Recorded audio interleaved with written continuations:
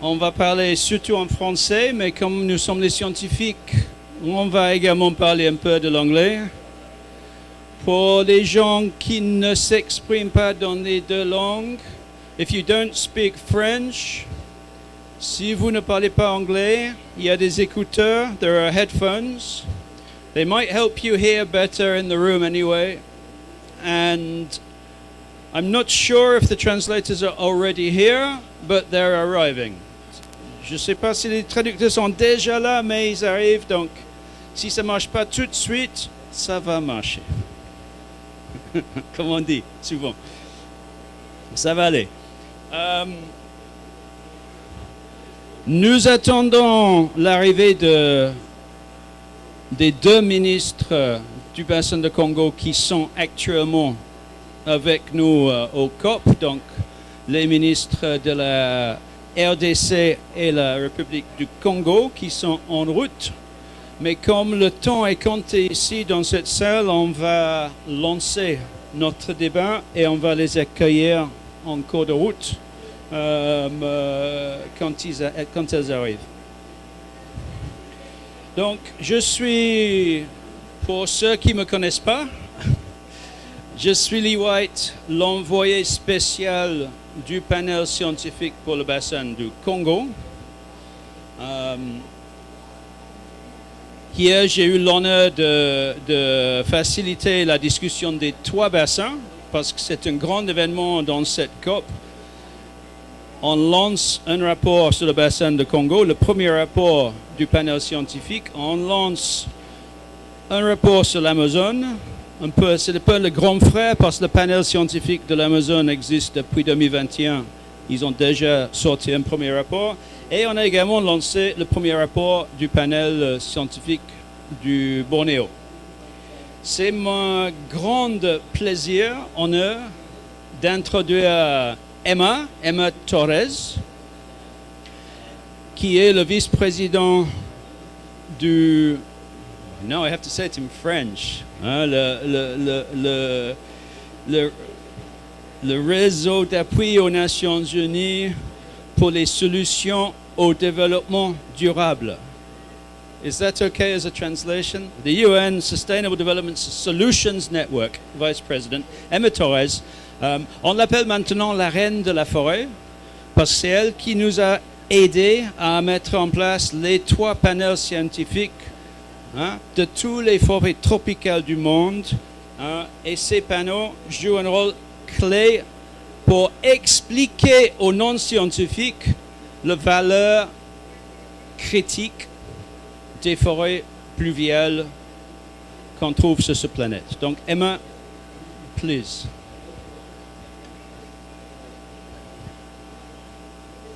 Bonjour tout le monde. Je m'excuse, mais mon français, il n'est pas bien. And so I will speak in English. I'm Emma Torres, and I have the honor to serve as the strategic coordinator of the Science Panel of the Amazon and of Congo. Our Sustainable Development Solutions Network is composed of over 2,000 universities globally, committed to advance sustainable development goals and also scientific evidence base for policy making. So it's within this context that we convened these three panels. And we felt that it was so important that these tropical forests will have a dialogue among the forests and among the scientists. And we are very pleased that the three panels have produced reports for this COP, particularly taking place in the Amazon. We hope that there's going to be a lot of dialogue between the scientists. There are over 800 scientists working on the three panels, but also that there's going to be a lot of thinking about what is a transformative sustainable development model in tropical forests, what it is to build sustainable cities in tropical forests, what is to have sustainable infrastructure in tropical forests, how to invest in socio-bioeconomy. And I think there is a tremendous potential because a very good professor was saying that you have to lead, the tropical forests have to lead. The other model is obsolete, is reaching sports into tipping points ecologically, but also socially. So there has to be a renovation, a new transformative model. So we really very much count on the leadership of the scientists and the governments of the tropical forest. It was a great privilege to me to learn a lot about the Congo now, because we have been working with over 180 scientists, and it's a fascinating part of the world. And we are really looking forward to the whole engagement that the scientists are going to have with policymakers, with investors, with the academia, and also with the other panels. Well, thank you very much. And I'm really looking forward to hear a little more about, you'll hear the presentation of the panel. Très bien, merci Emma. Elle a pu réunir 180 scientifiques, 110 à peu près de notre bassin, accompagnés par nos collaborateurs internationaux. Elle nous dit qu'il faut que c'est nous, les pays du bassin du Congo, qui mènent le débat. Et il n'y a pas de débat sans science, parce que si on n'a pas de science, on ne comprend pas l'écosystème, l'importance de l'écosystème, et donc il faut la science comme fondation pour que les femmes et les hommes politiques peuvent mener le débat à haut niveau. Donc maintenant, j'ai l'honneur d'inviter Son Excellence, Madame l'ambassadeur, je ne sais pas tous les titres, Madame l'ambassadeur Aurélie Flore Kumba Pambo, Flore, co-facilitatrice du partenariat des forêts du bassin du Congo. Je pense première facilitatrice du bassin du Congo, du partenariat pour les pays du bassin du Congo. Et je pense que bientôt vous allez passer le flambeau à un autre pays du bassin du Congo. Donc, Madame Flore, could you please give us a few words of introduction about the importance of science?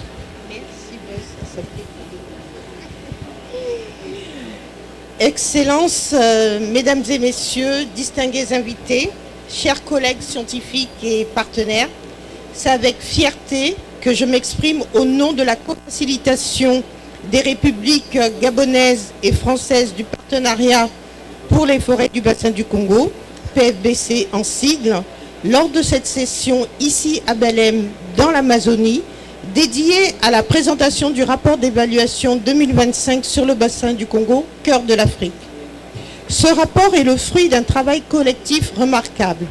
En effet, ce sont près de 180 scientifiques de la région et du reste du monde qui ont collaboré pour produire la première évaluation complète et actualisée du bassin du Congo depuis des décennies. Je tiens à saluer le panel scientifique pour le bassin du Congo, le réseau des solutions pour le développement durable et tous les partenaires qui ont rendu ce projet possible. Permettez-moi de souligner tout particulièrement la contribution des scientifiques originaires du continent africain, dont l'engagement incarne une prise de responsabilité régionale essentielle dans la production de savoir au service de notre avenir commun. Le rapport d'évaluation 2025 sur le bassin du Congo est une synthèse multidisciplinaire des connaissances scientifiques sur cet écosystème forestier tropical. Il met en évidence l'importance cruciale du bassin du Congo. Avec près de 3,5 millions de kilomètres carrés, ce massif de forêt tropicale assure des services écosystémiques pour les 130 millions de personnes qui l'abritent, mais également pour l'ensemble du continent. Ce réservoir de biodiversité absorbe jusqu'à 600 millions de tonnes de carbone par an, jouant ainsi un rôle déterminant dans la régulation du climat à l'échelle mondiale. Ce rapport nous rappelle par ailleurs que le bassin du Congo est le berceau d'une richesse culturelle millénaire et reconnaît le rôle central des peuples autochtones et des communautés locales dans la conservation de cet écosystème. Ce rapport ne se limite pas à un simple état des lieux. Il identifie clairement les défis majeurs auxquels fait face la région, notamment les pressions démographiques, la déforestation, l'insuffisance de financement. Il met surtout en lumière des solutions concrètes et des trajectoires durables fondées sur la science, l'intégration de technologies de pointe, une gouvernance inclusive renforcée et des mécanismes financiers innovants. Les messages clés du rapport sont conçus pour informer les politiques que nous élaborons, mobiliser les partenaires financiers et techniques internationaux et accélérer l'action collective dès aujourd'hui. Ils offrent une base scientifique solide pour orienter les décisions nationales, régionales, voire internationales. Mesdames et messieurs, l'avenir du bassin du Congo et par extension celui de l'Afrique et de la planète dépend des choix que nous ferons aujourd'hui. Ce rapport est un levier d'action, un catalyseur de changement. Il révèle que le bassin du Congo est une solution fondée sur la nature, un modèle de résilience climatique et de durabilité si notre attention, notre engagement et les investissements consentis sont à la hauteur de la valeur écologique, économique et sociale de ce bassin du Congo. Je vous remercie.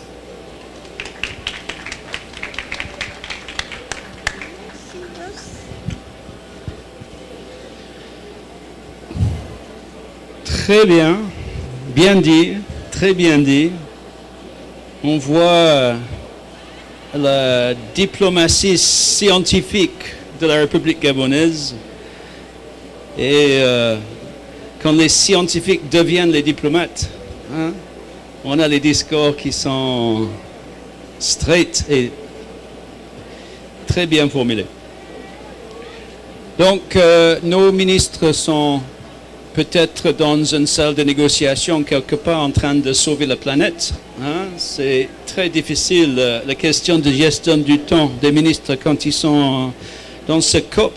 Donc on va lancer la deuxième phase, qui est la phase technique. Nous avons, je pense, que les diapos qui vont se dérouler. Je vais demander à professeur Bonaventure Sonke et Dr Lydie Stella Kutika, deux de nos trois co-chairs du panel scientifique du bassin de Congo, de trouver le passage dans la forêt pour me rejoindre sur ce podium. Prenez place, s'il vous plaît. Prochaine diapo. Donc nous sommes là aujourd'hui pour présenter la synthèse exécutive de notre we should have done it in French, de notre rapport sur le bassin de Congo, hein, qui nous amène du passé au futur, from past to future, et parle de résilience et de développement durable. Donc les scientifiques qui ont formulé l'idée de cette panel lors du One Forest Summit de Libreville en mars 2023, qui ont lancé le panel scientifique au COP de Dubaï en novembre-décembre 2023 encore, qui a dans un premier temps recensé tous les scientifiques du bassin de Congo qui ont déjà publié au moins un papier scientifique dans une revue scientifique internationale. On a trouvé 110, 120 scientifiques. On a remarqué hier dans le panel des trois bassins que sur les derniers 30 ans, la communauté internationale a investi plus que 200 millions de dollars dans la science, dans l'Amazone, et ont formé 6000 scientifiques au niveau de masters et de doctorants. 6000. Et nous, bassin de Congo, on n'a trouvé que 110 scientifiques qui publient. Hein? On nous dit toujours au bassin de Congo, vous êtes très important. Le bassin de Congo, c'est très important. Mais après, on met tous les moyens dans l'Amazon. Hein? On a des amis de PFPC qui ont beaucoup lutté, Flo, Christian, pour changer ça, mais c'est à nous, scientifiques, de montrer ce qu'on peut faire pour qu'on peut faire venir les moyens pour que notre organisation sœur, l'initiative scientifique pour le bassin de Congo, de Raphaël et Simon, peut former 6000 jeunes Africains pour connaître mieux le bassin de Congo. Donc, c'est la première synthèse, à notre connaissance, la première synthèse jamais faite, et c'est fait en majorité par les scientifiques du bassin de Congo. Hein? On était un peu fatigué, ce monsieur aussi, un peu fatigué de lire les synthèses écrites par des grands scientifiques des États-Unis, de France. Donc, c'est la première synthèse vraiment compréhensive et c'est la première synthèse qui est menée par les scientifiques de notre sous-région. 170, en effet 180 scientifiques ont participé.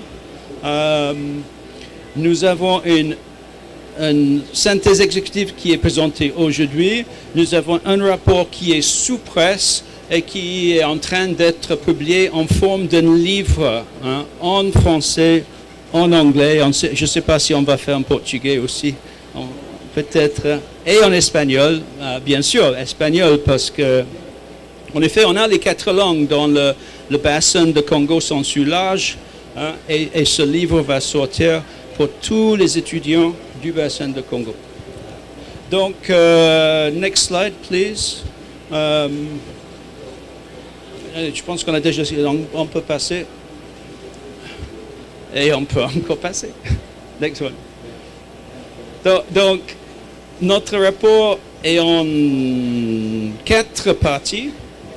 Chaque partie a 2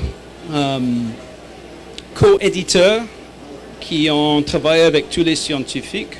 Et aujourd'hui, on aura une présentation des 2 premières parties faites par Bonaventure et puis le 3e et 4e partie que Stella va nous présenter. Donc, Bonaventure, si je peux, professeur Bonaventure, si je peux vous passer le micro et vous inviter à partager avec nous toutes les connaissances que vous avez pu synthétiser. Merci Lee.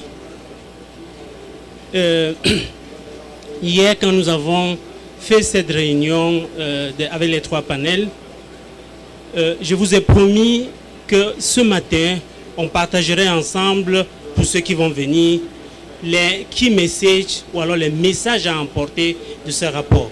Et c'est ce que nous allons faire ce matin ensemble.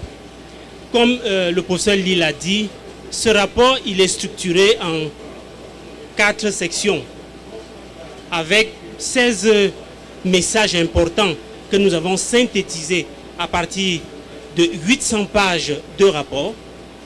Il a dit le rapport il est sous presse chez Springer et il fait 800 pages. Ce que nous avons essayé de faire et que nous on vous présente aujourd'hui, c'est le résumé exécutif. Le résumé exécutif va se porter donc sur ces 4 sections. La première section fait une synthèse de toutes les fonctions écologiques que chaque formation géologique, biome, espèce et communauté ont contribué pour donner au bassin du Congo ce qu'il est aujourd'hui. Donc ce sont ces fonctions-là qui nous ont permis de décliner pour cette section 4 messages importants. Le premier message, qu'est-ce qu'il nous dit? Next slide, please. Next slide. Alors, donc, nous avons ces 4 messages. Le premier message, qu'est-ce qu'il nous dit? Le bassin du Congo, comme vous le savez, c'est le cœur vert de l'Afrique.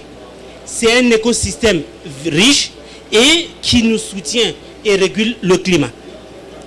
Là, le deuxième message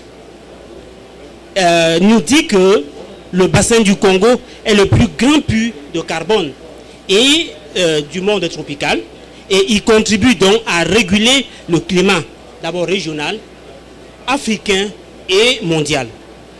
Le troisième message que cette section nous apprend et nous apporte stipule ceci: le bassin du Congo est l'une des régions les plus riches en biodiversité et elle abrite des vastes forêts, des tourbières et des milliers de familles d'espèces vivantes, plantes végétales qui sont uniques à cet endroit.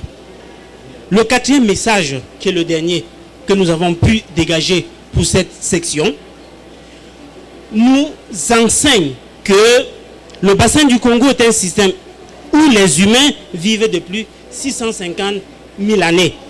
Et ces communautés ont donc ces communautés humaines ont une connaissance de la biodiversité, ont une aptitude à la conservation, et nous devons, en tant que scientifiques, apprendre auprès de ces populations pour pouvoir comprendre et contribuer à maintenir les forêts du bassin du Congo. Ça, voilà les 4 messages que nous enseignent, que nous avons pu synthétiser pour vous dans la première section de ce rapport. La deuxième section du rapport propose une synthèse sur la situation écologique, économique, sociale actuelle du bassin du Congo.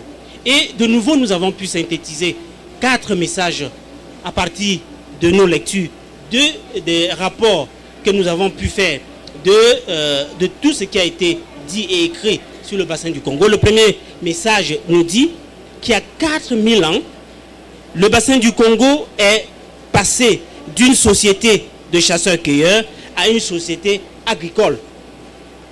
Et l'arrivée du fer a accentué l'activité, l'impact de l'activité humaine sur ce bassin du Congo. Le deuxième message nous apprend qu'au cours des millénaires, les réseaux commerciaux ont prospéré dans le bassin du Congo et les contacts avec le monde extérieur depuis le 15e siècle ont apporté de nouvelles technologies et intensifié les échanges commerciaux. Mais il y a aussi eu introduction de maladies et en dépit de tout cela, les savoirs traditionnels ont résisté et ce sont ces savoirs traditionnels aussi qui ont permis que le bassin du Congo soit ce qu'il est aujourd'hui.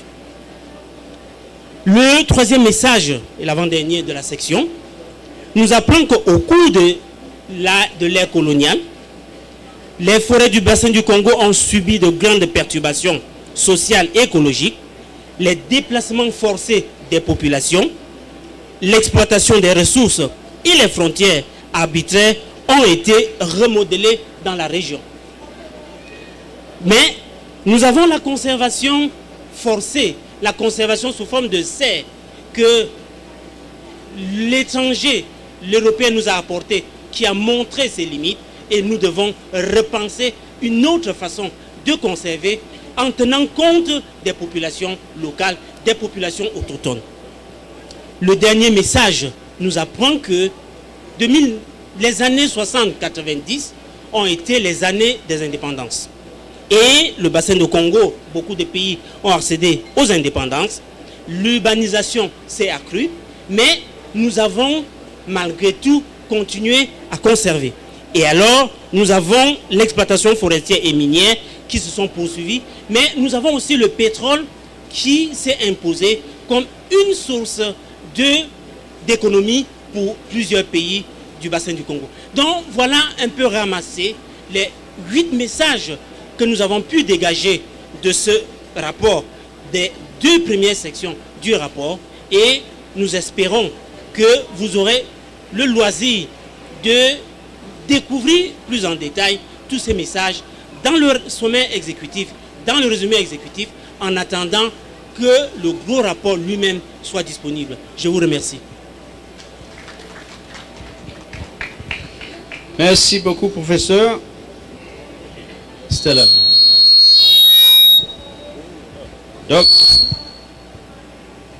Docteur Stella. Donc, le 3e et 4e partie, c'est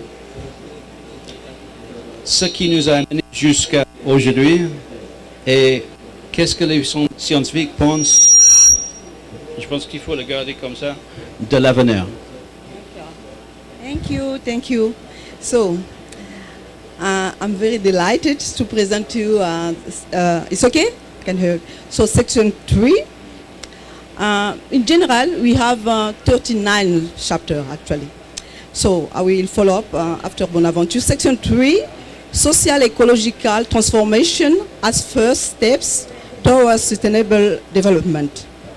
This section explains present trend and how the biodiversity, ecosystems, and climate of the Congo Basin may evolve in the future, focusing on particularly on potential future effects of keeping with the business as usual. Its findings are summarized in 3 key messages. Key message 9, the Congo Basin has seen transformative change since 1992, and you know that 1992 is the Rio Convention. Key message 10, novel approaches to environmental stewardship and sustainable use are urgently needed, building on already emerging paradigms.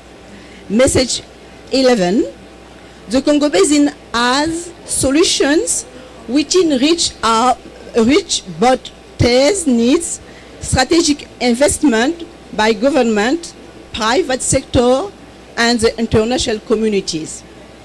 That leads us, as Lee just said, to the section 4. Section 4 is a solution. How, with the science, are we going to deal to sustain this region we're talking about with high biodiversity, but yet with very low funding? We think that this section 4, the solution space, finding sustainable pathways for the Congo Basin.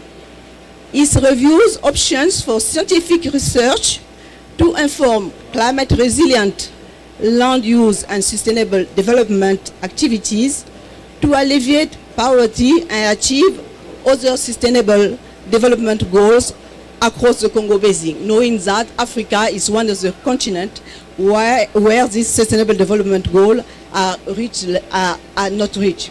So, its funding are summarized in 5 key messages. Key message 12.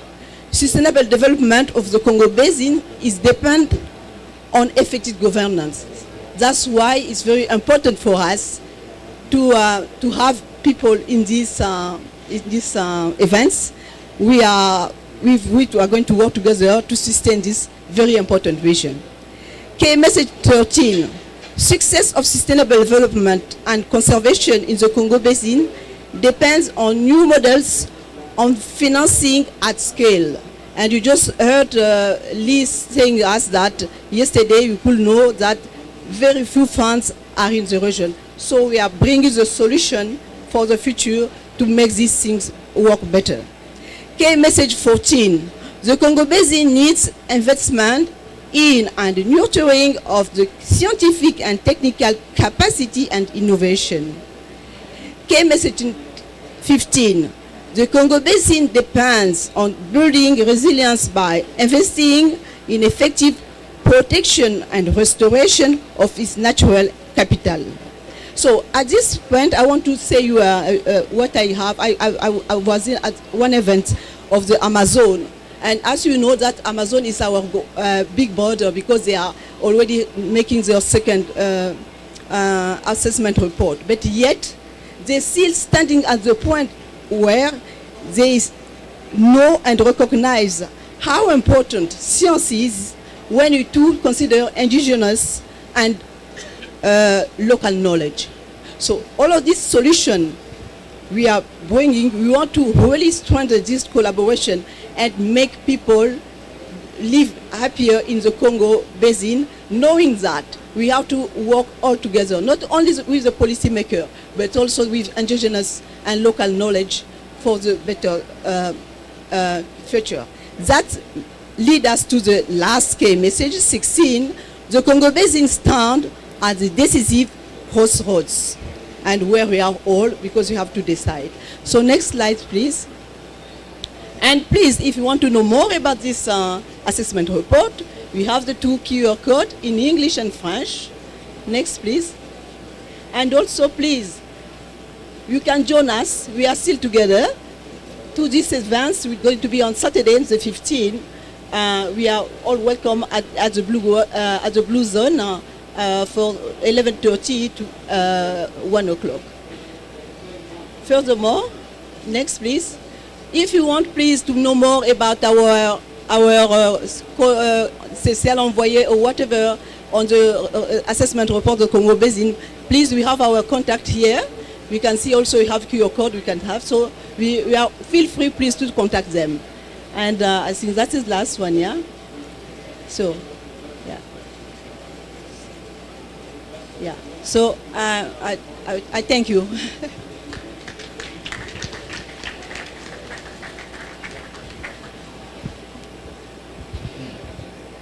Donc, je vous prie de rester avec moi. Et je voudrais inviter également le professeur Raphaël Chimanga,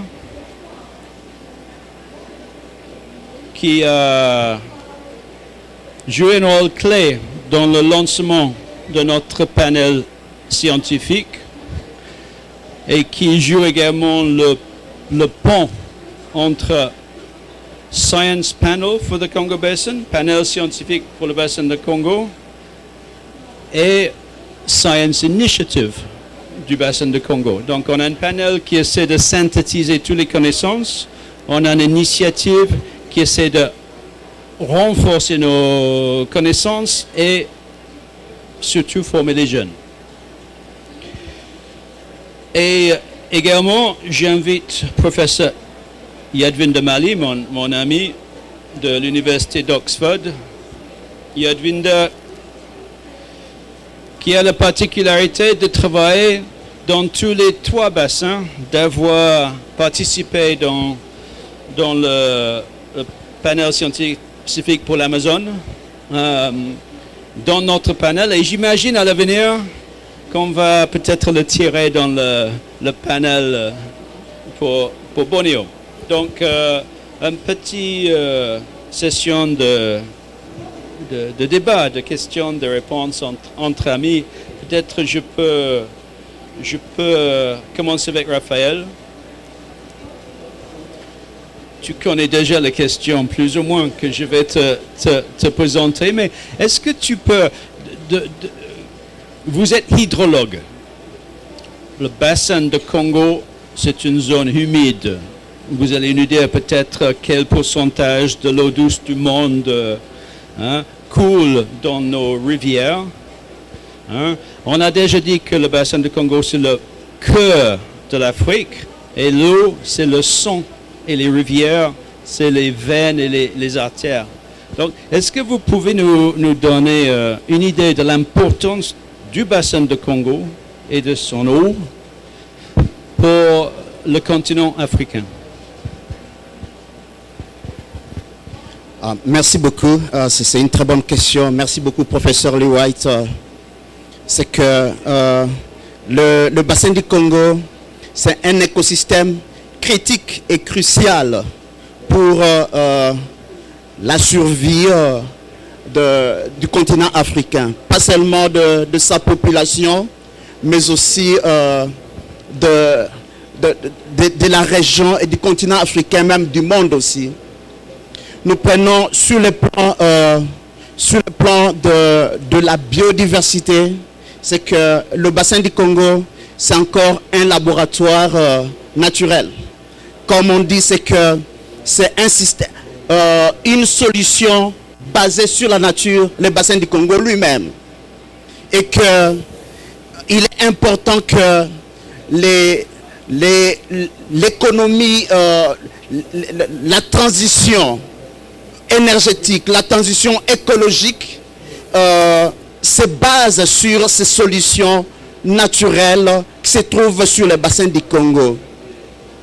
Dans le bassin du Congo, nous avons environ 120 millions de personnes qui vivent des services écosystémiques.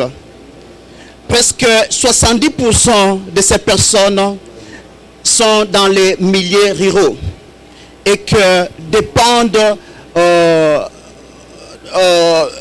d'une façon majoritaire de ces services écosystémiques. Donc ça, c'est vraiment la première importance. Et que nous avons les cycles hydrologiques même qui contribuent au maintien de la biodiversité aquatique.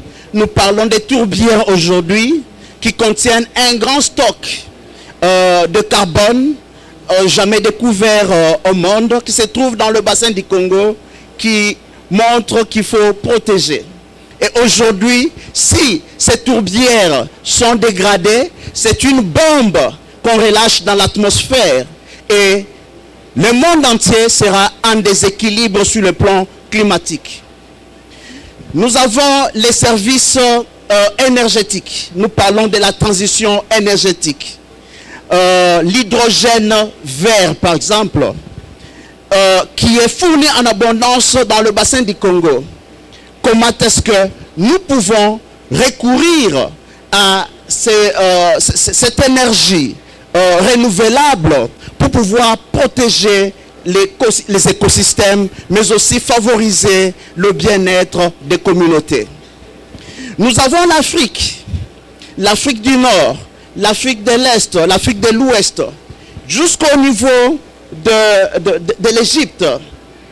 Il est estimé actuellement que environ 300 millions de personnes dans ces parties de l'Afrique dépendent des services environnementaux qui sont générés par les processus écologiques des forêts du bassin du Congo qui sont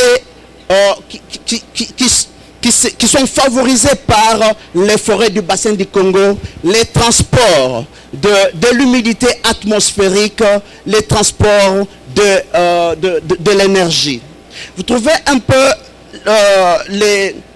l'importance du bassin du Congo, et sur le plan scientifique, sur le plan culturel, puisqu'il y a beaucoup de savoirs endogènes qui ne sont pas encore connus, qui ont été transmis de génération en génération, des millénaires, qui doivent être connus. Ça, c'est sur le plan culturel.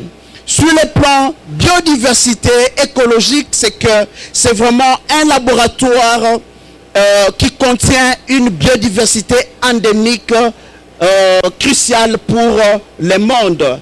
Et sur le plan environnemental, il y a beaucoup de services écosystémiques dont le monde a besoin, l'Afrique a besoin, et qui sont dans le bassin du Congo, qui sont recyclés par les processus écologiques dans le bassin du Congo. D'où, professeur Lee White, l'intérêt du bassin du Congo n'est pas seulement pour le peuple de la région du bassin du Congo, mais c'est pour l'Afrique, pour le monde. C'est ça même l'importance internationale du bassin du Congo, qui doit faire en sorte que la communauté internationale puisse s'engager, puisse avoir un engagement concret pour conserver le bassin du Congo, mais aussi contribuer au bien-être des populations du bassin du Congo qui sont en train de contribuer à la sauvegarde, à la conservation de ces écosystèmes. Il y a une disparité entre les ressources naturelles qui se trouvent dans le bassin du Congo et la vie des populations qui se trouvent dans le bassin du Congo. Et aujourd'hui, quand nous parlons même de la déforestation plus dans le bassin du Congo, c'est dû à la pauvreté. Les populations qui n'ont pas d'alternative de subsistance, qui se rabattent sur les forêts pour les bois énergie.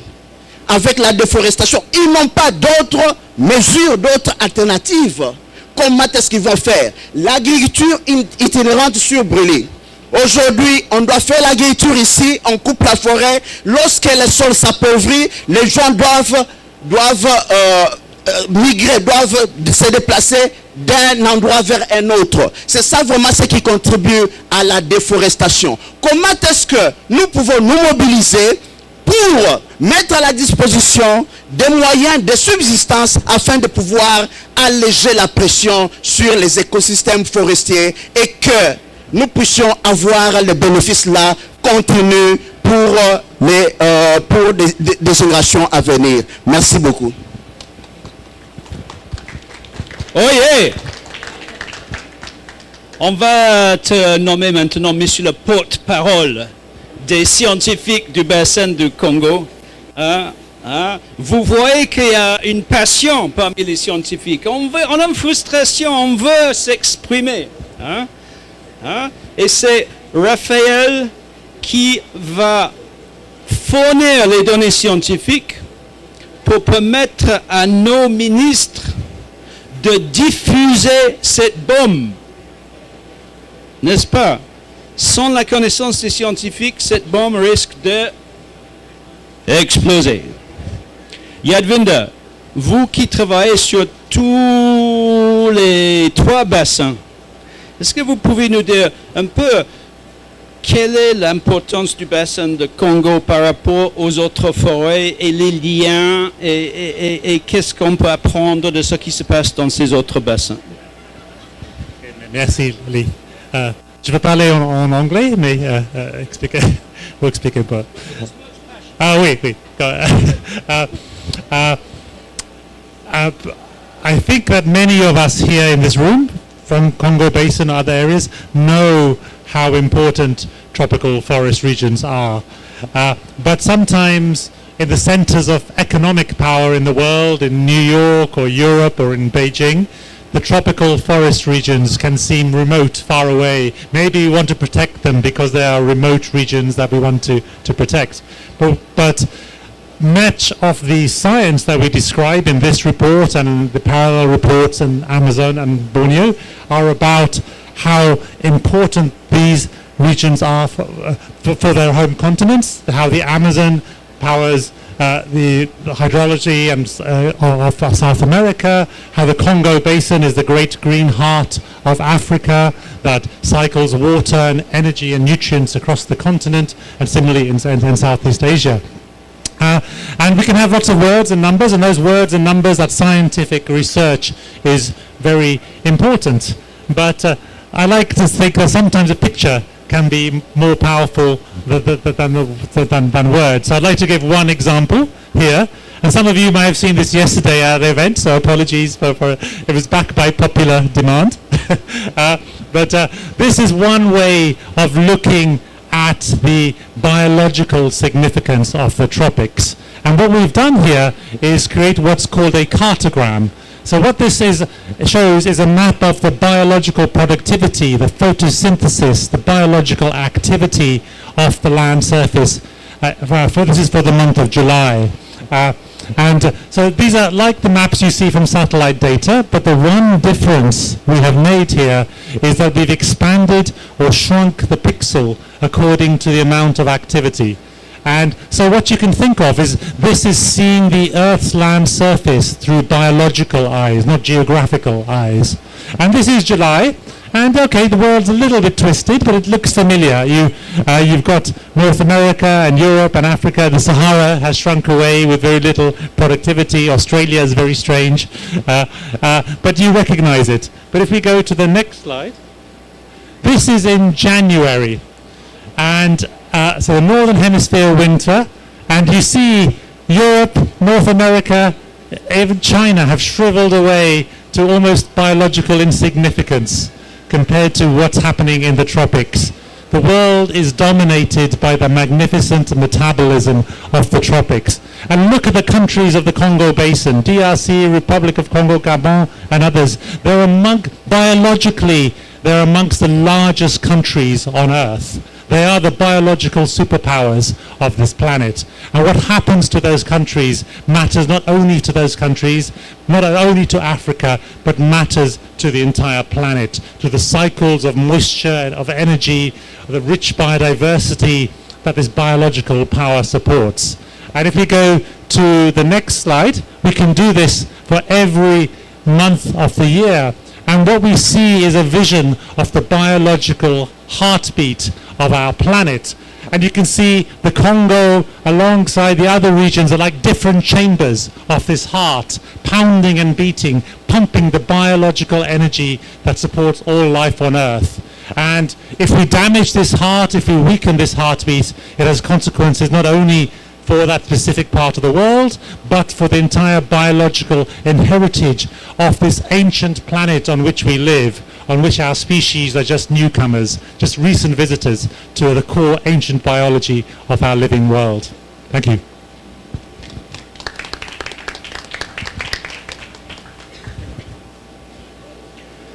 On entend toujours deuxième poumon. On peut enlever un poumon et le corps continue. Mais deuxième chambre du cœur de notre planète, on ne peut pas enlever la moitié du cœur. Si on enlève la moitié du cœur, c'est triste. How is our time? We're doing okay. On voit cela, on voit l'importance donc écologique de nos écosystèmes. Est-ce que vous pouvez nous parler un peu de ces services, les services rendus par les écosystèmes et comment ça nous aide dans notre vie quotidienne au niveau du bassin de Congo et comment on peut peut-être utiliser ces services écologiques pour trouver des solutions à certains des problèmes environnementaux, peut-être dans les villes par exemple. Okay, thank you. So there are so many, but we are in the Congo Basin, and you know that, for example, more than 90% of household in DR Congo, Cameroon, and Congo Brazza use 90%. They use 90% of the energy for the wood, as Raphael just said, bois energy. So you know also that we are talking about indigenous and local knowledge.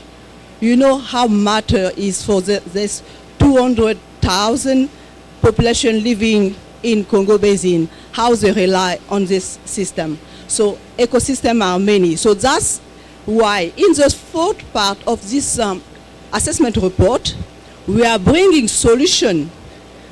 We also have to remind you that this report assessment is based on the synthesis of the existing result.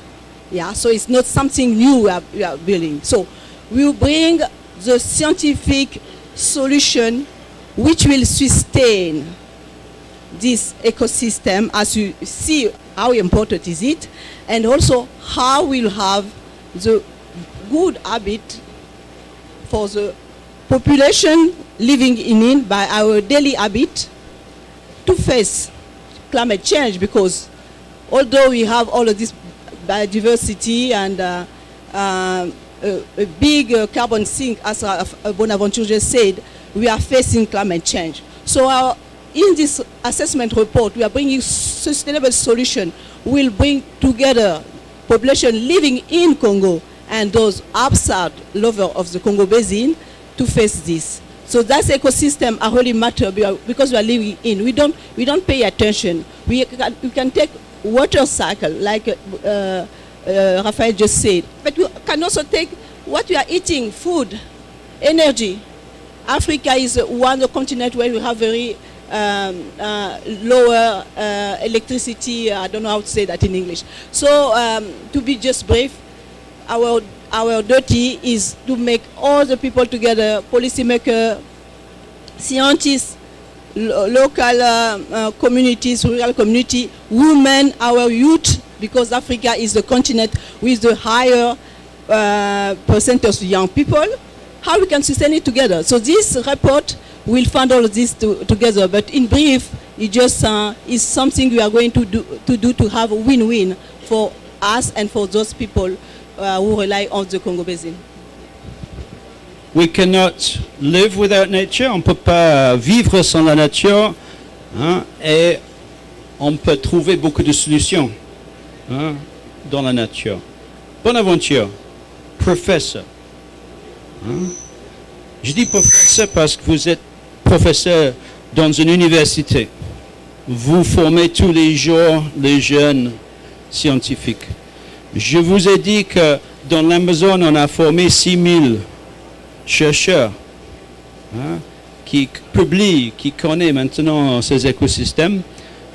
Qu'est-ce qu'on peut faire pour vraiment lancer ce type de formation en Afrique? Merci Lee.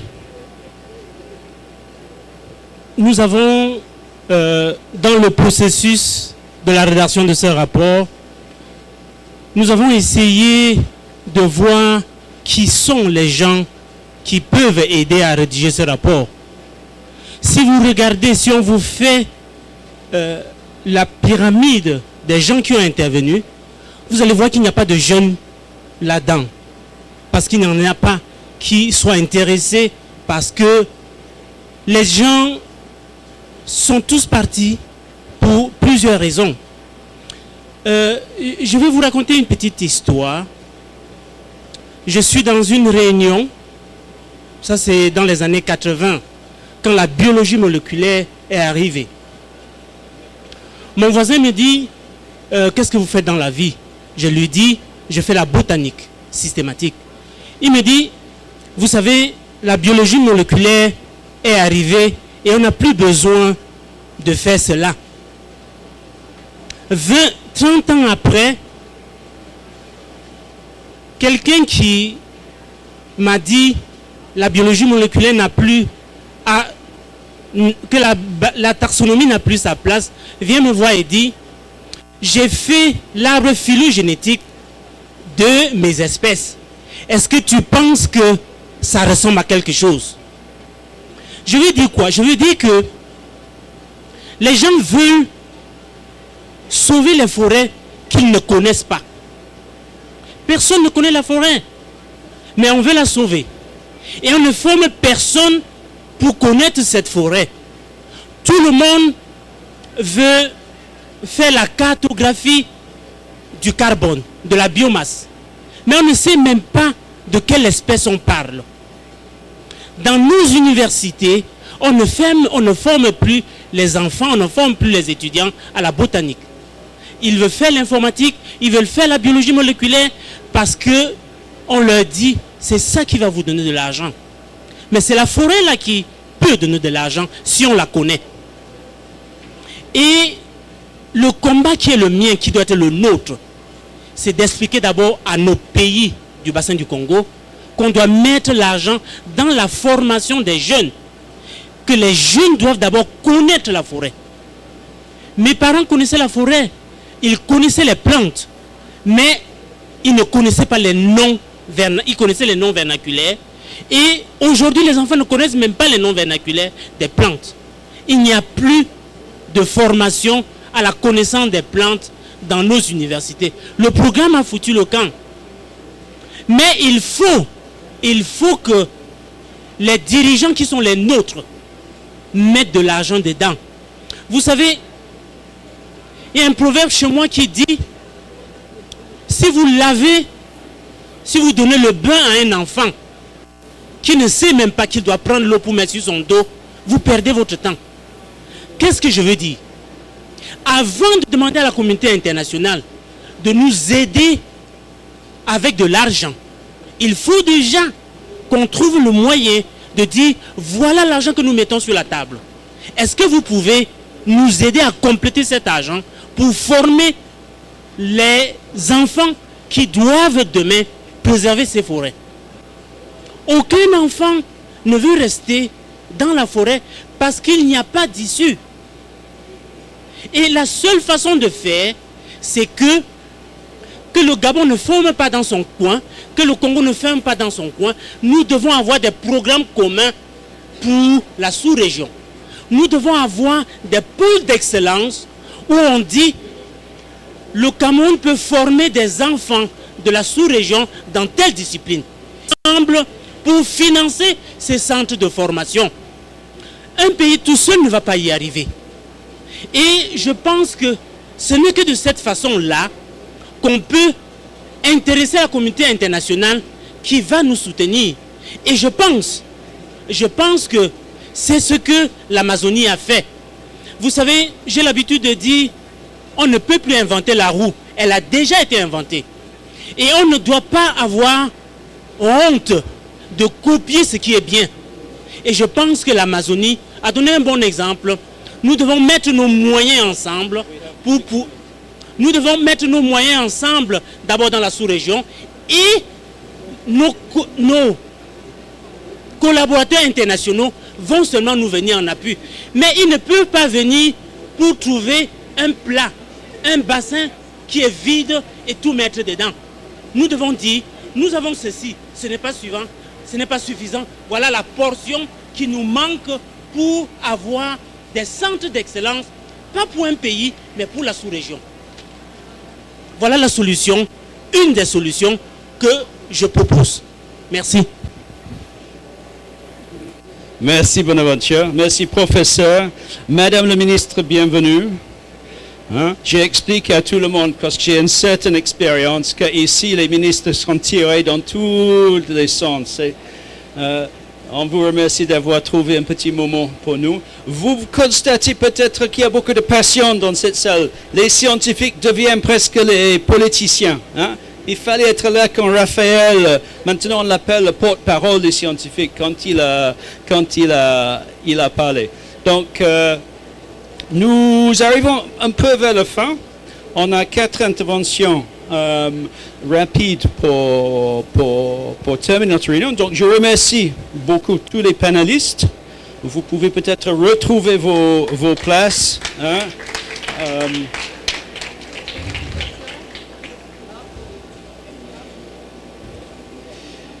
On a l'arrivée de Dr Carlos Lopez qui nous fait l'honneur de courir depuis l'aéroport. Hein? Je pense qu'il a dû sauter de son taxi, qu'il a couru dans tous les sens pour être là. Nous venons de passer 1 heure à expliquer l'importance de la science et Raphaël, qui est derrière vous, a expliqué que les tourbières du bassin de Congo représentent une bombe beaucoup plus forte qu'une bombe atomique. C'est une bombe climatique. Hein? Et c'est que des scientifiques qui peuvent aider les décideurs, les ministres, à diffuser ce bombe. Sans la science, on risque de voir une explosion mortelle.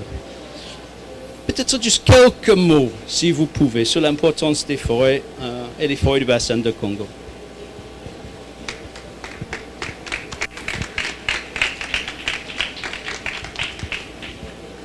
Merci Lewand.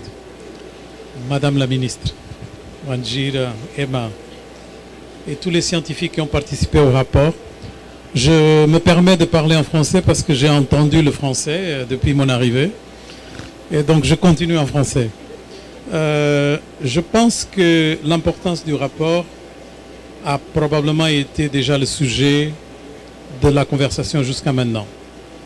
Moi je l'ai lu et donc dans les notes que j'ai pu extraire, il y a un certain nombre de caractéristiques de ce rapport qui sont assez particulières. La première, c'est que c'est un rapport qui va dans le même sens que ceux qui ont été préparés déjà pour l'Amazonie.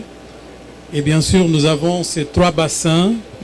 On ne peut pas dire vraiment que dans l'Asie du Sud-Est, c'est un bassin, mais ces 3 grandes forêts qui représentent la capacité la plus importante d'extraction de carbone de la planète. Mais nous savons que le champion, c'est le Congo.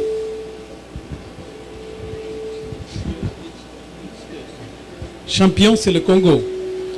Et donc, ça faisait défaut.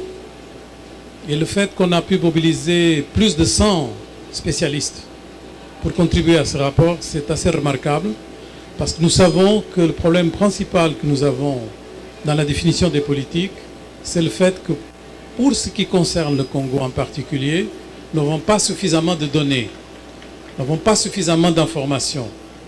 Et donc ce rapport vient combler ce déficit et vient nous aider un peu à pouvoir montrer l'importance que quelquefois est perçue, mais avec des données tangibles qui nous permettent d'aller plus loin. Je pense que les gens, quelquefois, parlent du Congo en termes de son importance globale. Moi, j'aimerais aussi souligner l'importance en Afrique, parce qu'il n'y aurait pas vraiment de possibilité de vie normale dans la corne de l'Afrique si ce n'était pas à cause du Congo. On aurait des centaines de milliers de réfugiés qui quitteraient la corne de l'Afrique. On ne peut pas vraiment imaginer ce qui est l'importance du Congo pour le Sahel. Parce que très souvent, on pense que c'est très loin. Mais en effet, c'est grâce au Sahel que nous avons, ou plutôt grâce au Congo que nous avons au Sahel, un certain nombre de caractéristiques de régénération de la nature qui dépendent directement du Congo. Et c'est la même chose un peu dans différentes parties de l'Afrique. On sait du capital énorme que le Congo recèle en termes de minerais, la transition écologique. Mais pour ce qui est des forêts, nous savons que son importance a été prise comme si c'était, disons, quelque chose qui est là et qui ne disparaît pas. Et nous avons un problème de déforestation au Congo. Mais il est très différent du problème de déforestation en Amazonie. Parce qu'ici, c'est plutôt les grandes entreprises et des grands chantiers commerciaux qui sont responsables. Au Congo, c'est plutôt le fait que les gens doivent survivre. Et pour cela, il faut qu'ils détruisent un peu de la forêt parce que c'est la méthode qui permet d'absorber l'énorme explosion démographique dans cette région du monde. Nous avons déjà 120 millions de personnes qui dépendent de la forêt, mais ça va en augmentant. C'est imparable. Et donc, pour qu'on puisse vraiment discuter du financement pour les forêts, il va falloir tenir en compte des caractéristiques qui sont uniques au Congo, qui sont différentes des autres régions, mais qui sont essentielles, non seulement, comme je disais, pour la population qui vit là-bas, pour la planète, mais aussi pour l'Afrique. C'est pourquoi, en ce qui concerne l'Union africaine, Madame la ministre, vous le savez, il y a une importance particulière au Congo, parce que, bon, on parle déjà de Inga tout le temps, c'est toujours le sujet préféré, mais au-delà d'Inga, c'est la forêt, et c'est la forêt qui est vraiment responsable, beaucoup plus qu'Inga, du potentiel pour la transformation et la transition écologique en Afrique.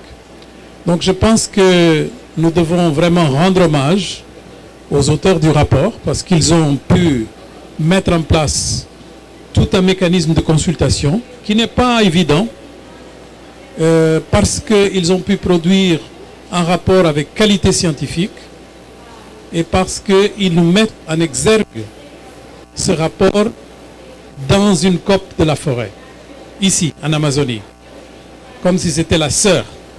Donc on est venu visiter la sœur et on présente le rapport du Congo, parce que les deux sont essentiels l'une à l'autre d'ailleurs. Donc voilà les raisons pour lesquelles nous devons nous féliciter et nous devons être contents de cette opportunité qui nous est donnée de pouvoir témoigner qu'on avance sur le plan scientifique avec les connaissances. Maintenant, il faut suivre avec des politiques, financement. Il faut mobiliser les gens pour que le Goal on Adaptation soit vraiment respecté, qu'on puisse effectivement recentrer un peu les pendules pour qu'on puisse vraiment faire justice à ceux qui font la grande différence. Merci.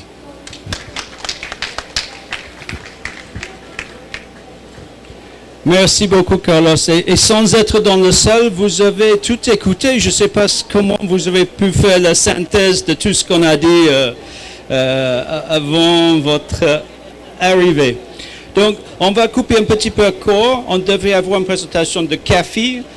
On va plutôt les remercier, CAFI, parce qu'au moment qu'on n'avait plus de financement, CAFI sont venus nous sauver et donc on est très reconnaissants. Je vais respectueusement, jusqu'avant que je donne la parole à Madame la ministre, je pense que je peux dire à ma sœur, Madame le ministre, je vais demander à Wangira, vous avez assisté dans une partie de notre débat, qu'est-ce que vous a impressionné hein, de ce que vous avez entendu de nos experts, de nos scientifiques. Hein, parce que Madame la ministre n'a pas pu être avec nous, donc vous pouvez... donc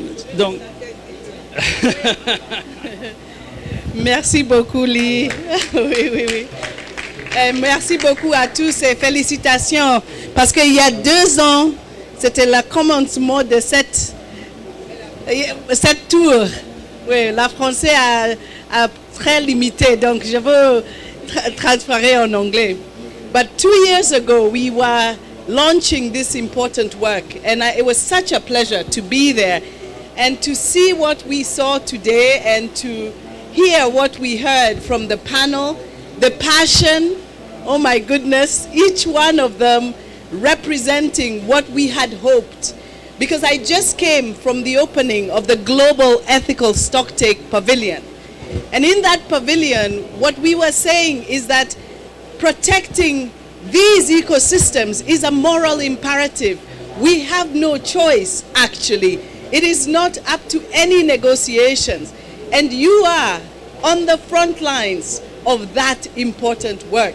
And our leaders are the ones who are ensuring that we don't forget that. And I'm really grateful. I'm so glad to see Carlos here as the COP30 envoy for Africa. He has been flying that flag really high as well. But something was said in that pavilion today that I want to share with you. That the intelligence of our species is on trial. Wow. So I was really happy to come here to see the kind of intelligence that will challenge that trend. Because if we are not careful, the intelligence of our species will cause us to go down the drain. And something that struck me, I'm so glad they put this back. Madam Minister Carlos, I don't know if you have seen this before. Professor Mali put this up, and I think it will be forever with us. We always talk about the Congo Basin, the Amazon are the heart, the lungs, the kidneys, but to see this biological productivity map that demonstrates so clearly, this is what I take away, Professor Lee, because this will be forever the reminder that we don't have to tell people, because in the end, we will protect what we love. We will only love what we know, and we'll know what we are taught. So thank you for this extremely important work. And Madam Minister, thank you for your leadership. I know you're going to come here and whip us up again. Thank you very much. Bravo, merci. Donc on est dans l'Amazon. Effectivement, c'est la sœur, mais c'est la sœur jumelle, the twin. Hein? The twin chambers of the Earth's heart. Thank you, Yadvinda, for that. Hein? Donc avec grand honneur, hein, je demande à Madame le ministre, hein, président, à ma sœur, qui lutte avec énormément de passion pour le bassin de Congo, le grand bassin de Congo, qui comprend 15 pays plus le Maroc, hein, le grand bassin de Congo, qu'on trouve dans ce rapport, parce qu'on a presque tous les mêmes pays hein. Est-ce qu'on a pu vous inspirer un petit peu, hein? Est-ce qu'on peut vous aider dans votre combat de diffuser la bombe climatique du bassin de Congo? Je t'embrasse encore. Voilà. Je tiens à remercier tous les scientifiques, tous les partenaires, toutes ces institutions, toutes ces personnalités qui se sont penchés sur ce rempart de l'humanité aujourd'hui, qui est le bassin du Congo. Nous ne pouvions pas, nous les politiques, continuer à disserter sur un bassin sans les données scientifiques. Nous avons porté cette bataille à tous les niveaux de nos gouvernants. Le président Sassou Nguesso, qui est à la tête de la commission climat du bassin du Congo, à côté de ses pairs, le président Tshisekedi, le président du Tchad, le président de la Centrafrique, le président de Sao Tomé, tous les pays membres de la commission climat du bassin du Congo, le Gabon, qui a brillamment porté la coalition africaine, du groupe africain de négociation par Lee White, qui est là. Nous avons bataillé. Cette grande dame qui est là, qui venait de parler Wangari, elle sait comment on a bataillé. Elle a été au sommet des 3 bassins à Brazzaville. Nous avions parmi les recommandations du sommet des 3 bassins l'obligation de réunir nos scientifiques et de produire un tel document. Aujourd'hui, nous les politiques, nous ne pouvons que vous dire merci, merci, merci pour l'humanité. J'ai été à Londres récemment, invité par le gouvernement du Royaume-Uni, qui finance les scientifiques, certains comme, je vois mon frère Simon qui est là, qui ont mis en lumière une grande découverte, Carlos, que vous connaissez tous, les tourbières du bassin du Congo en 2018. Les gens n'ont aucune idée de ce que l'on qualifie de bombe des écosystèmes. Lorsque vous regardez les forêts du bassin du Congo, les scientifiques que vous êtes, nous rappelez un chiffre astronomique. 1,5 milliard de tonnes de séquestration de CO2. Ça fait déjà froid dans le dos. Mais lorsque vous prenez rien que les tourbières de la RDC et de la République du Congo, sur une superficie de 165 500 km² actuellement, puisque les découvertes, les recherches continuent à se faire, nous stockons pas moins de 30 milliards de tonnes de CO2. Vous les scientifiques, vous le savez, c'est l'équivalent de 3 à 4 années d'émissions de gaz à effet de serre.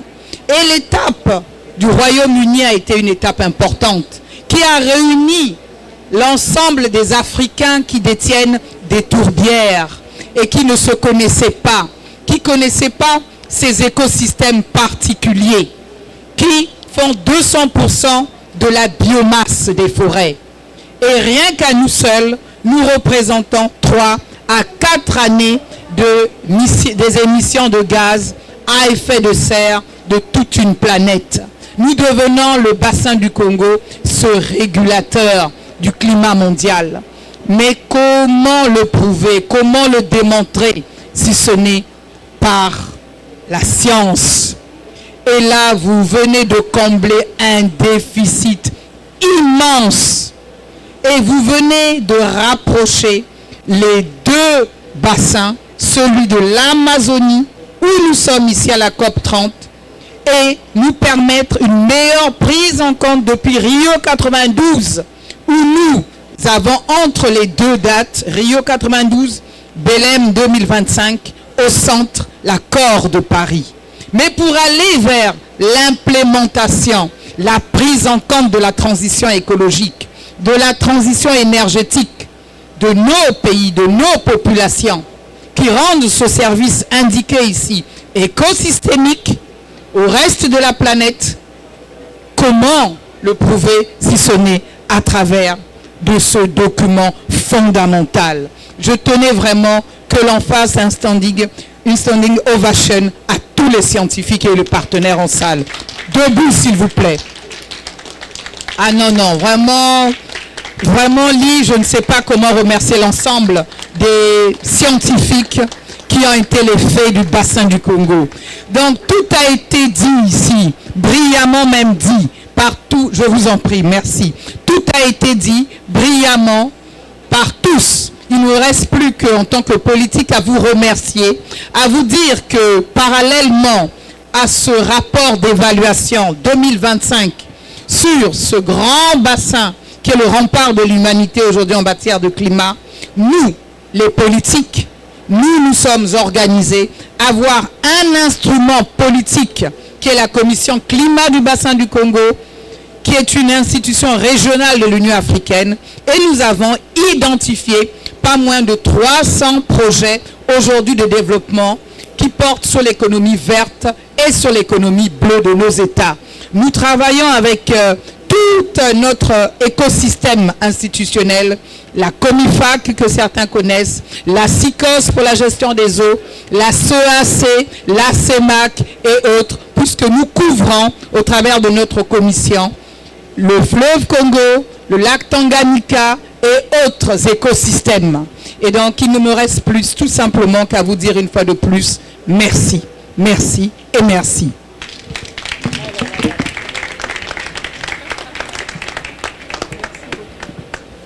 Merci infiniment, Madame la Ministre. On n'a pas besoin de dire plus. Un dernier remerciement à tout le monde qui sont venus. Un remerciement à UN Sustainable Development Solutions Network, à Emma Torres qui nous a réunis ici, et à notre frère Inogo Bilaïsia qui a coordonné tout ce travail mais qui n'est pas été avec nous. Et une photo de famille s'oblige, je pense. Merci encore à tout le monde.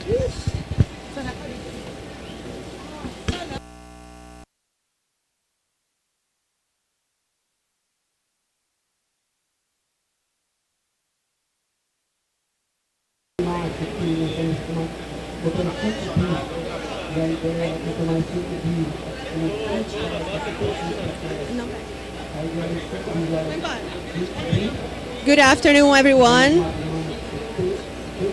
I just wanted to check. Can you hear me? No? O cara da Thaís. Thaís. Tá muito baixo.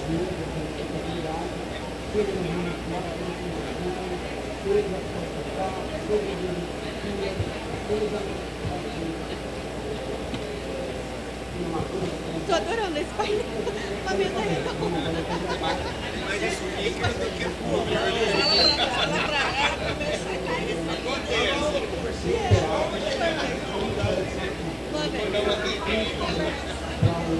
Alô? Agora não... Foi, alô? Todo mundo tá escutando? Ok. So, good afternoon, everyone. Boa tarde. I just wanted to know how many of you speak English, or actually who doesn't speak English here, because we won't have simultaneous translation.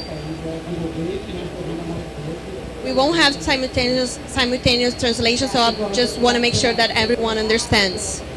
Okay, so let's do it in English then. So good afternoon, everyone. My name is Maria Eduarda.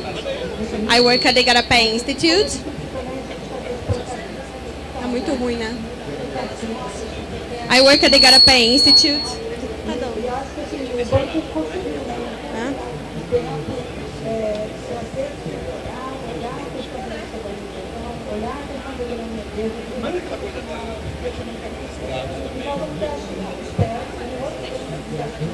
Agora eu acho que vai. Vamos lá. Mais uma tentativa. So good afternoon, everyone. My name is Maria Eduarda. I work at the Igarapé Institute, an independent think and do tank focused on the areas of security, nature, climate, and its intersections.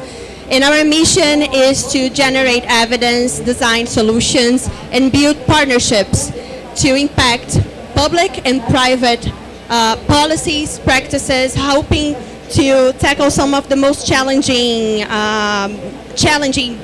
things of our current from our current challenges from the local to the international level. So it's hello. Hello. It's a pleasure to open the session on how we turn investment into impact and what's the role of the private sector in restoring priority territories, organized by the Brazilian Ministry and the Igarapé Institute. So, as many of you may know, Brazil stands today as a global leader in strategic restoration, an agenda that combines science, public policy, and investment to turn degraded landscapes into engines of sustainable development. So the opportunity here is very, very clear. Restoration represents one of the most scalable and cost-effective climate solutions available today for us. So it generates in an integrated way both mitigation and adaptation benefits, while also creating green jobs, revitalizing rural economies, and strengthening community resilience.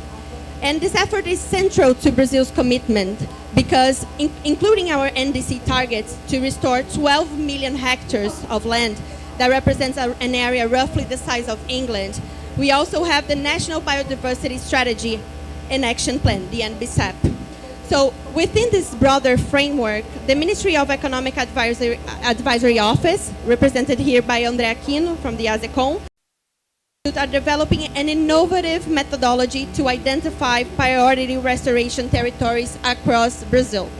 So the goal here is to build a robust and dynamic reference framework that integrates environmental, social, economic, and institutional variables, enabling us to identify territories with the highest potential for impact, but also investment readiness. So we want both of them.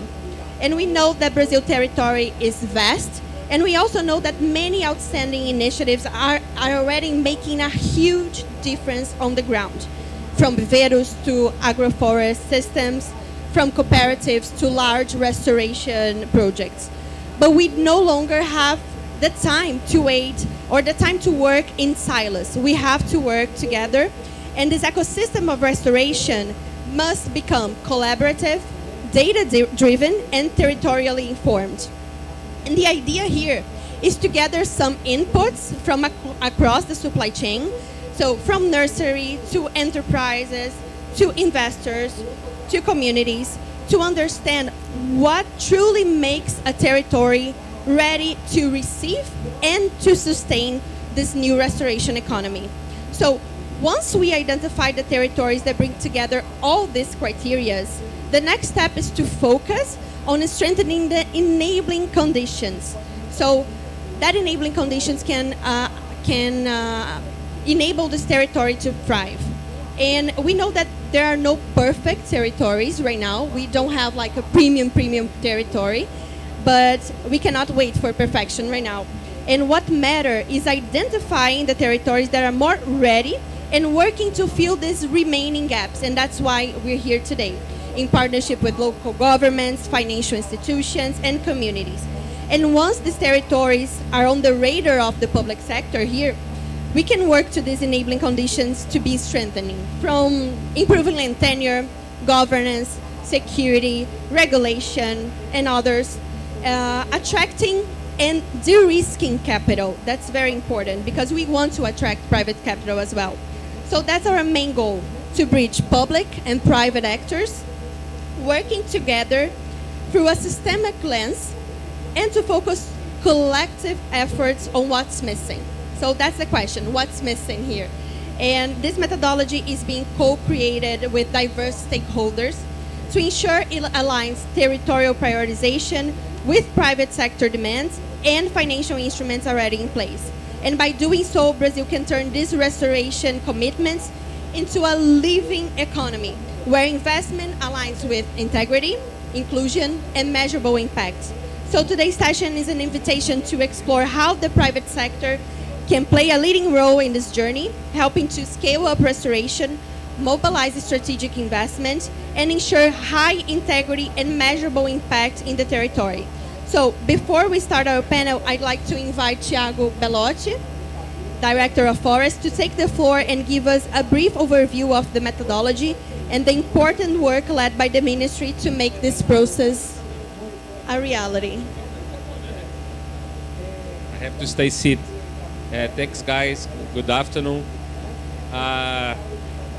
Actually, you told almost the half of the things that I would like to say, but just to remind you the importance of this moment, I just want to highlight as well that we have here right now some of the leaders of the restoration coalitions in Brazil, which are identifying with us some territories for restoration. We have Pedro, Ana. Pedro is from the Caatinga, Ana is from the Pampa region, the south of Brazil.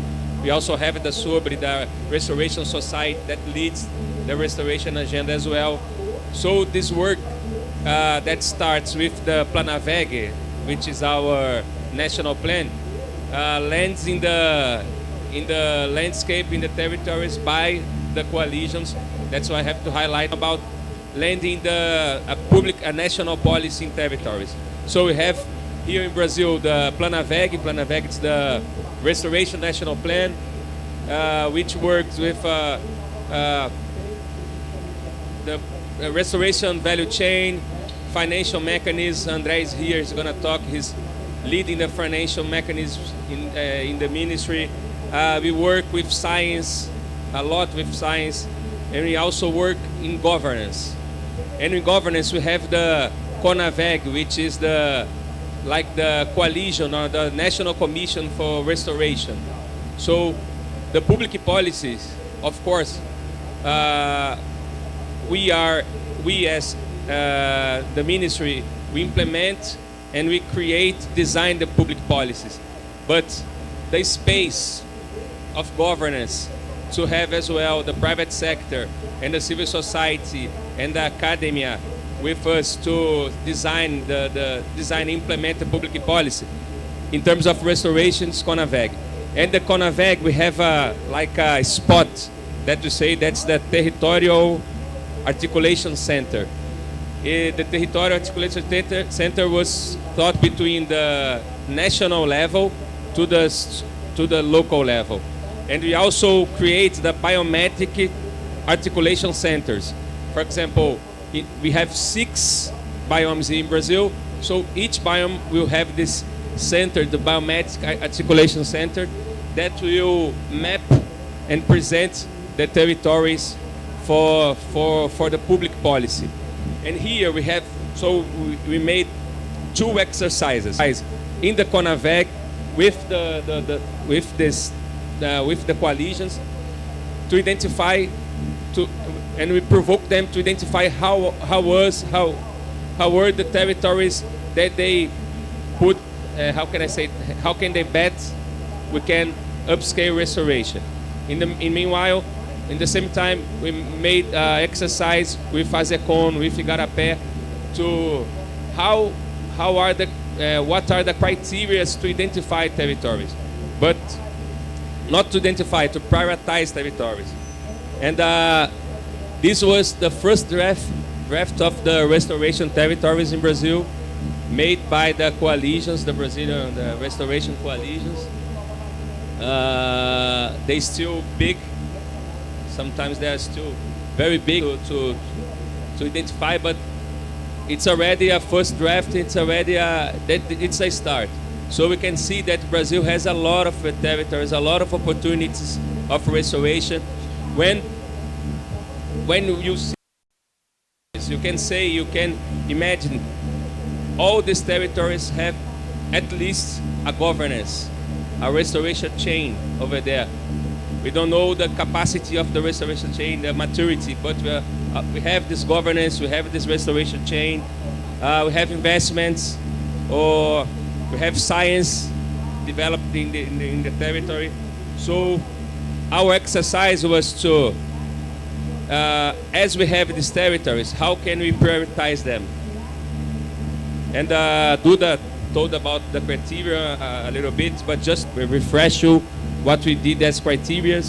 The first criteria was strategic importance of restoration. For example, in the CONAVEG, we decided with the private sector, civil society, what are the priority areas for restoration.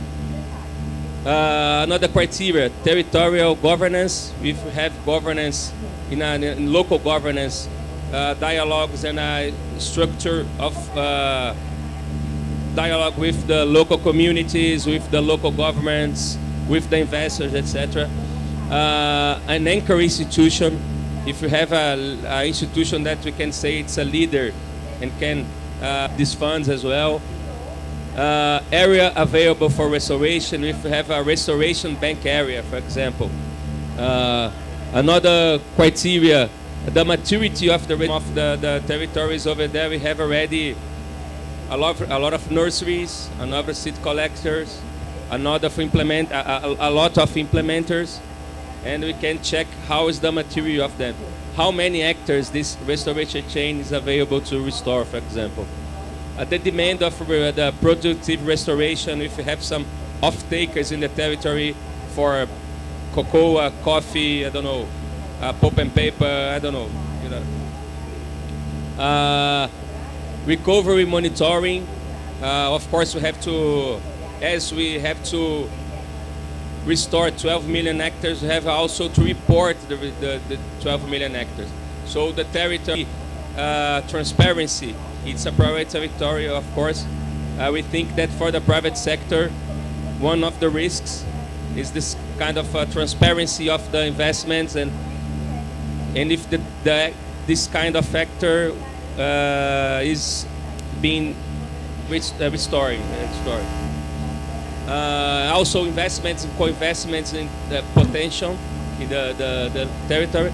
Land security, for example, for carbon markets, it's crucial to have land security to start the operation of carbon restoration. And in the end, we have as well the quality and ecological diversity for restoration. These are some of the criteria that we use with Igarapé, ASECOM, and SBIO to start this work of prioritizing. And I have 3 questions, and we had 3 questions to explore. First of all, and how do we bridge these territories with private resources? What are the motivations?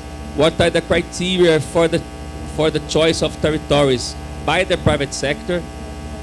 Normally, when we privatize areas for restoration, we have this ecological view, political view, but it must have also this private sector view, the investor view, to bridge and connect the strategies.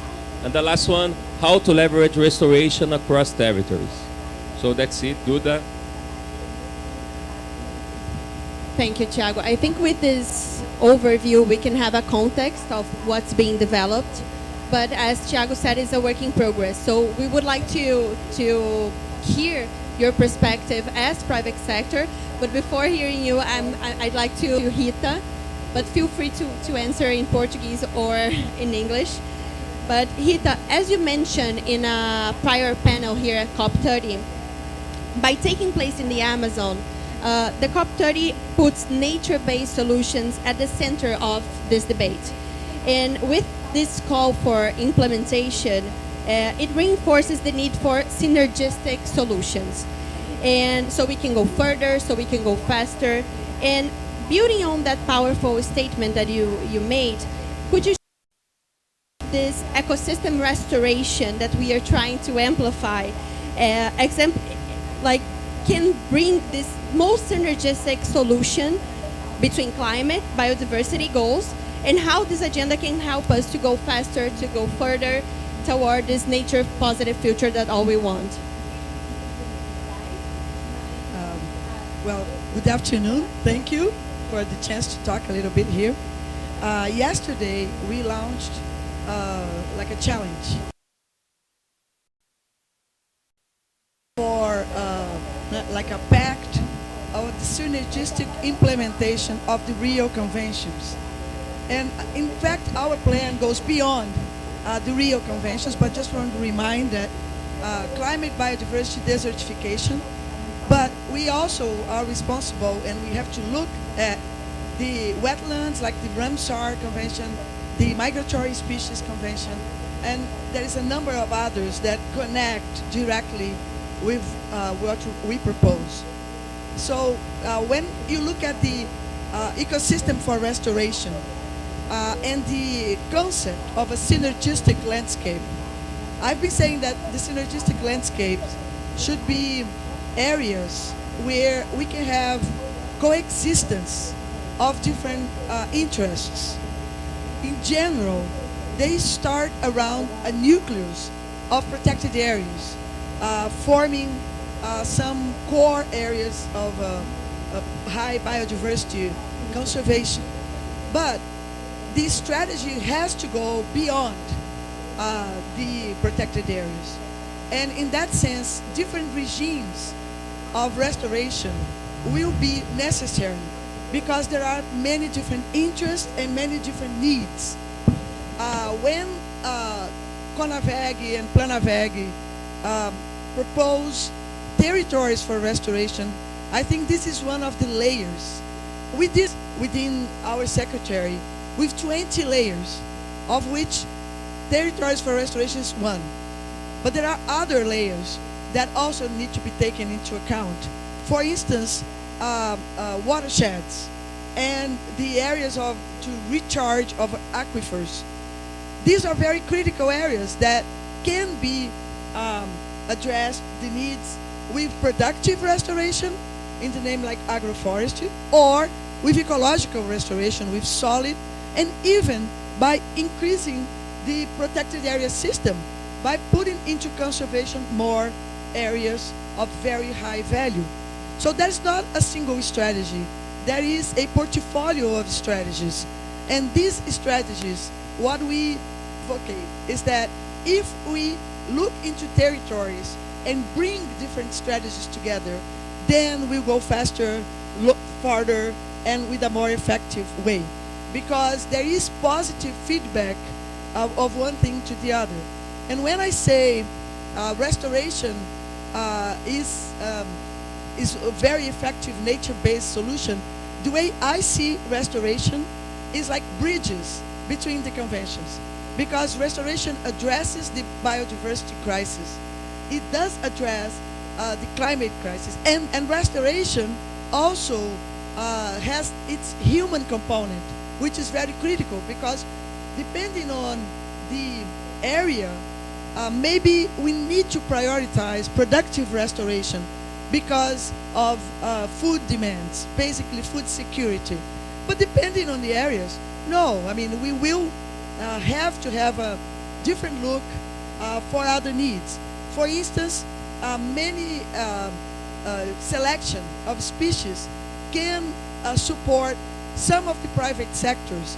Lumber, for instance, just to give you an example, like timber is something that is of high demand, but we've been providing less and less tropical timber in the markets because we're exhausting the resources. So we should look into these opportunities for bioeconomy of the tropical species. So I think when we look at the restoration, we are actually looking into this component that creates bridges with all the conventions. And so I think by analyzing different territories according to different criteria, they might emerge for different reasons. Some areas might have the highest opportunities, like what Thiago described here. I mean, these point to the highest opportunities because the opportunity is already there. There is organization, there is governance, there is technical availability to advance. But other areas will also show up, not because of the opportunities, but because of the needs. Because we need to work with restoration in these areas and then make the arrangements. So when I look at the map, what I see the areas of the highest opportunities, but I also see the blank spaces, the empty spaces, and they point to me, these are areas where we need to create the opportunities. So I think as public policy, we need to spread our bets on these different areas for different reasons, but working towards improving the scenario of restoration. Thank you, Rita. Now I'll turn to André. André is leading ASECOM, the Advisory Economic Office of the Ministry of the Environment in Brazil.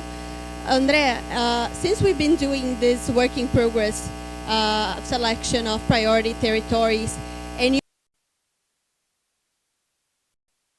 like models, how we can finance all of this, could you share a little bit more about how you've been working to connect the private sector and all these players among the supply, all the restoration supply chain, and how we can make this work with public policies as well, but we cannot forget the private sector, how we do that.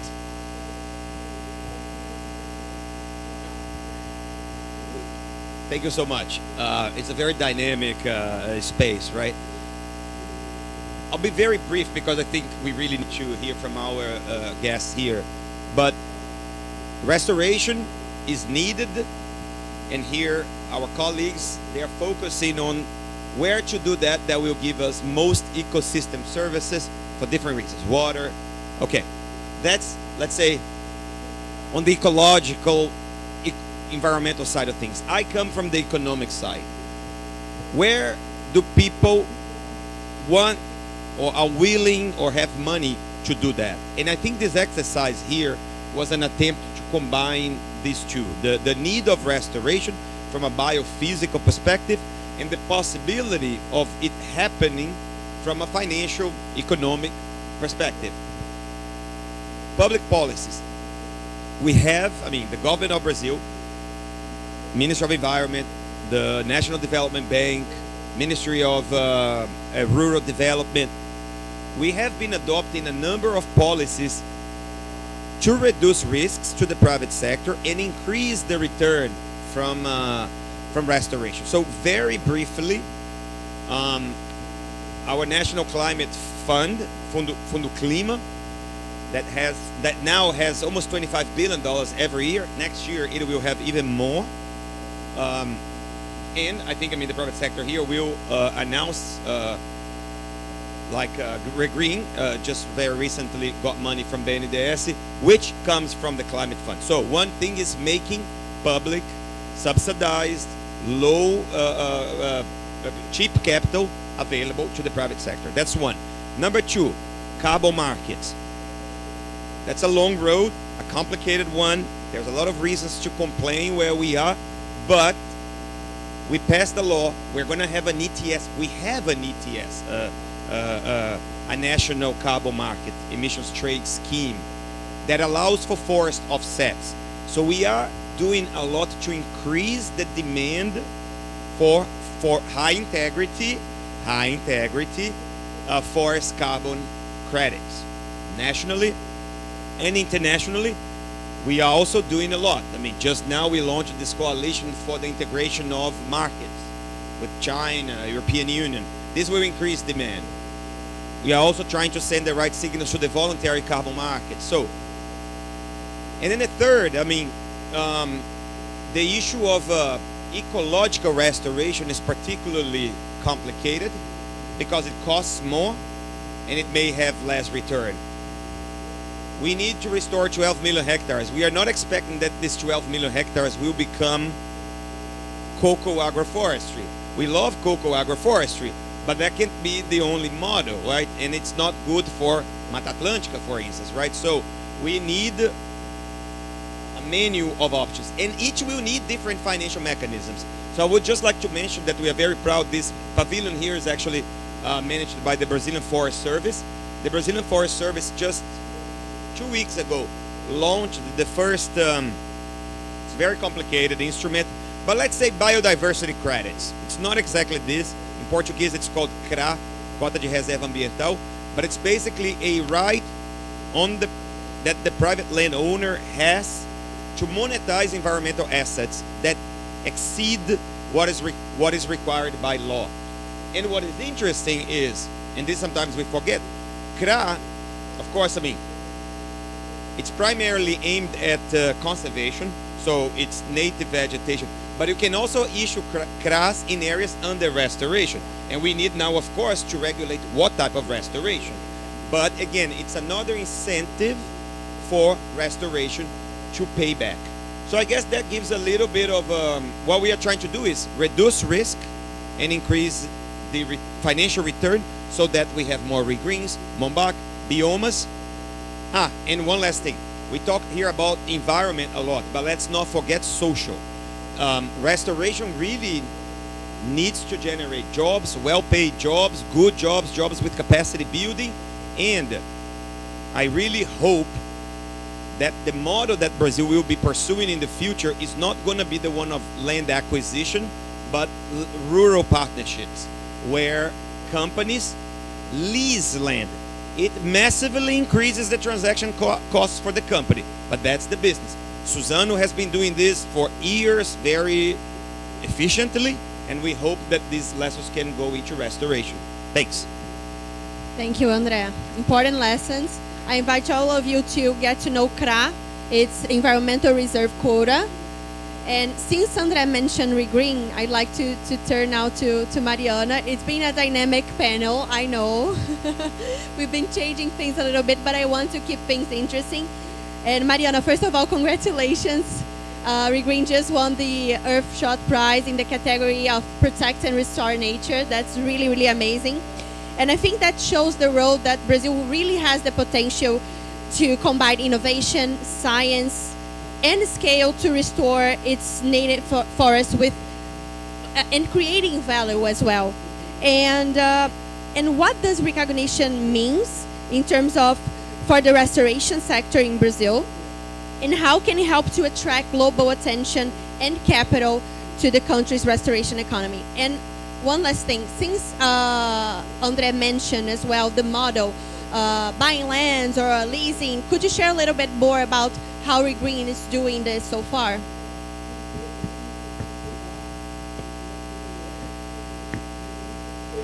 I hope this mic works because I'm very close to the sound, but I think we will work. So first of all, thank you so much for the invitation. I'm very glad to be here among those colleagues of mine and the people that have been driving reforestation and restoration further.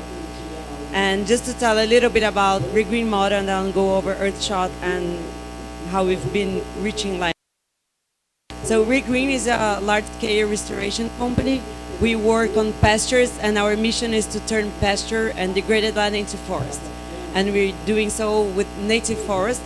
We currently have two main revenues, carbon credits and sustainable timber. But our goal is also to find other revenues because that's how we think restoration can become sustainable, and mainly we can also be even more scalable. And then we just won the Earthshot Prize, which in our vision is not only a recognition of Regreen work, it took us a lot of effort to be there, but also is a recognition of the sector, as Duda mentioned. I just want to bring a little bit of the numbers because reaching international media has been a challenge for nature-based solutions in Brazil. We reach around 160 million people only with Earthshot news on social media, on newspapers.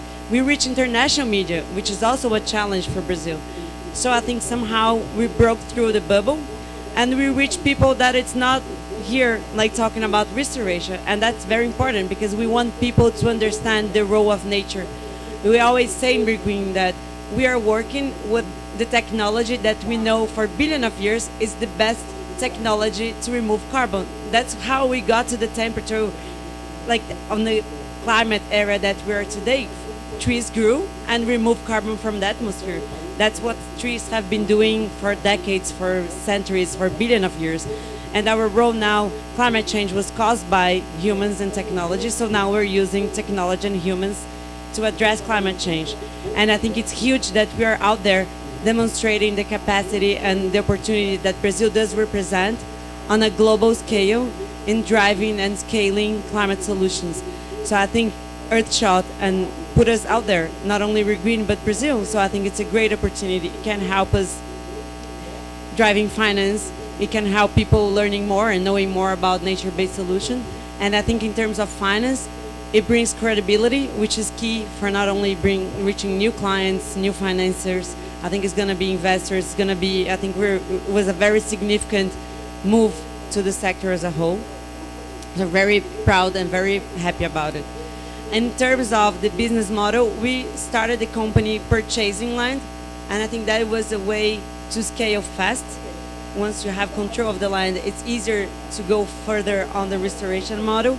We are on the same page as André. So now Aquino, like we have some lands that have been acquired and it's an acquisition, but they're also working now with rural partnership and leasing, arrendamento, which is another type of contract that we have in Brazil, because we do think that can allow us to be even more scalable. But more important than that, I think it can help us also, like once we buy the land, we are no longer having this relationship with the landowner, and most of those people have other land sometimes. And I think the rural partnership and also the lease agreement help us to sensibilize and educate more people on the potential of forest restoration.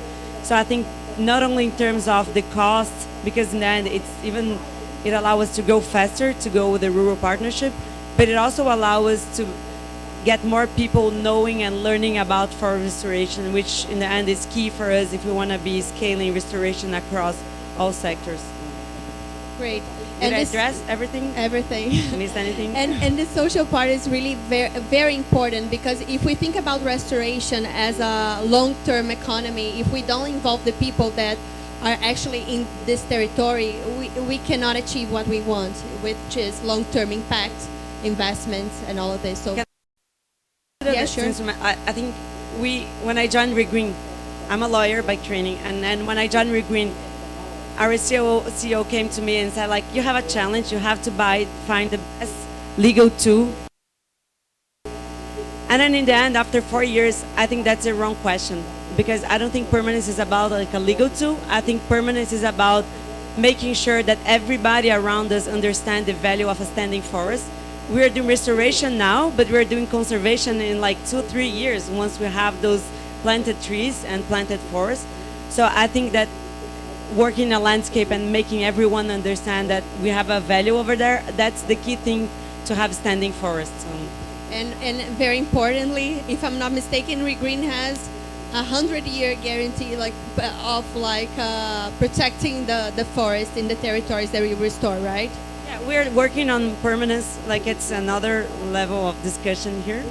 So we're aiming at 100 years, but I also think that in another level, we should be talking about durability and not permanence. Perfect. Because otherwise we're going to be on the whole discussion with tech, and I don't want to be entering. Thank you, Mariana. So I'd like to invite now Gustavo. Gustavo is the Vice President of Legal and Public Affairs of Nestlé and Chair of the Board of Trustees of Nestlé Foundation.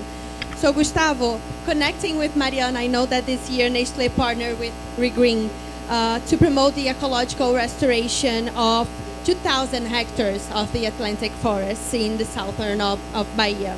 And the initiative is part of Nestlé's global effort to promote more sustainable and resilient value chains, especially in cacao and coffee producing regions.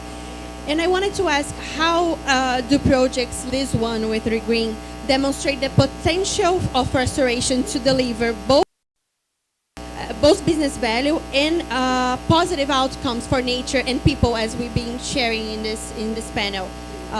So how we can deliver economic outcomes, but also benefits for the local communities.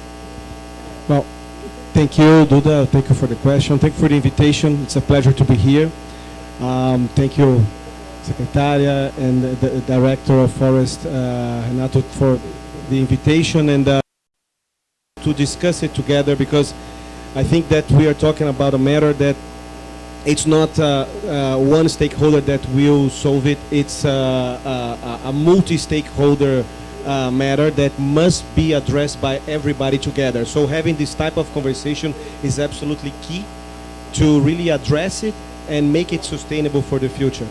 I want to also to congratulate Mariana and all the Regreen team for the prize, because I like the numbers you brought at the beginning of your speech, because it shows it was a great opportunity to really broadcast to the world that Brazil can be the solution and not the problem, right? So and this COP is really the ultimate aspect of that. For us, we have this global reforestation program at Nestlé. It's global, but Brazil is has become the main target of this program. The initiative with Regreen of 2,000 hectares is one of 4 projects that we have in Brazil. And it's absolutely fundamental for our business to do that. Because it's all about the ecosystem resilience. So if we don't do this type of projects to really help on reforesting and restoring the whole ecosystem, and we depend on it, 90% of everything that we eat come from the fields, come from the agriculture. So we work with 15,000 farmers in Brazil. If we don't have an ecosystem that is resilient, that enables all these farms and all the communities to really have due access to water and have soil resistance. It's not going to be 15,000. So if we don't have a resilient ecosystem, we're not going to be able to be sustainable. So we understand our role in having part of on this reforestation and restoration. So the project with Regreen is one of the 4, like I mentioned, key for us to deliver that. We on these 4 projects we are reforesting 18 million trees across the world. We have other projects in 12 countries. Altogether, we'll reforest 7 million trees. So Brazil is 2.5 times more than the rest of the world. So Brazil is really key for us and a focus for our efforts, right? And not only in the Amazon biome. Right now on these 4 projects, we are restoring in 3 biomes. Mata Atlântica, Cerrado, and the Amazon. And Renato mentioned the complexity of all these reforestation, right? The restoration projects, all the elements that you need to take into account, the impact of local communities. So we are feeling all these pains while we are trying to do all these projects. We're implementing these projects, and partnering with the right stakeholders is key to really understand that. We participated in public consultation processes to really understand the impact of the projects that we were wishing to implement, and we could understand the complexity of that. So, but by understanding that and by doing it properly and seeing the results that this has on the entire value chain, brings business value. I was joking here with Kathleen about the return on investment, right? This type of investments is very hard for a traditional business model of a company to justify the investment, because the return is not like the typical 3 to 5 years. It's like a 25-30 year return, and you might never see the return materialized as you see in an investment in a company, but you have to monitor how the trees are growing. So it's really complex, but brings value because you have a more resilient value chain. And for our strategy, it also combines with all the regenerative agriculture practices that we have been fostering our farmers to implement, because this combined is an equation that will help on carbon reduction, will help on more resilient ecosystems, and this will bring value to the business as well. Yeah, I really like when you talk about value, because we're not talking about pricing nature, but we want to recognize the value of it.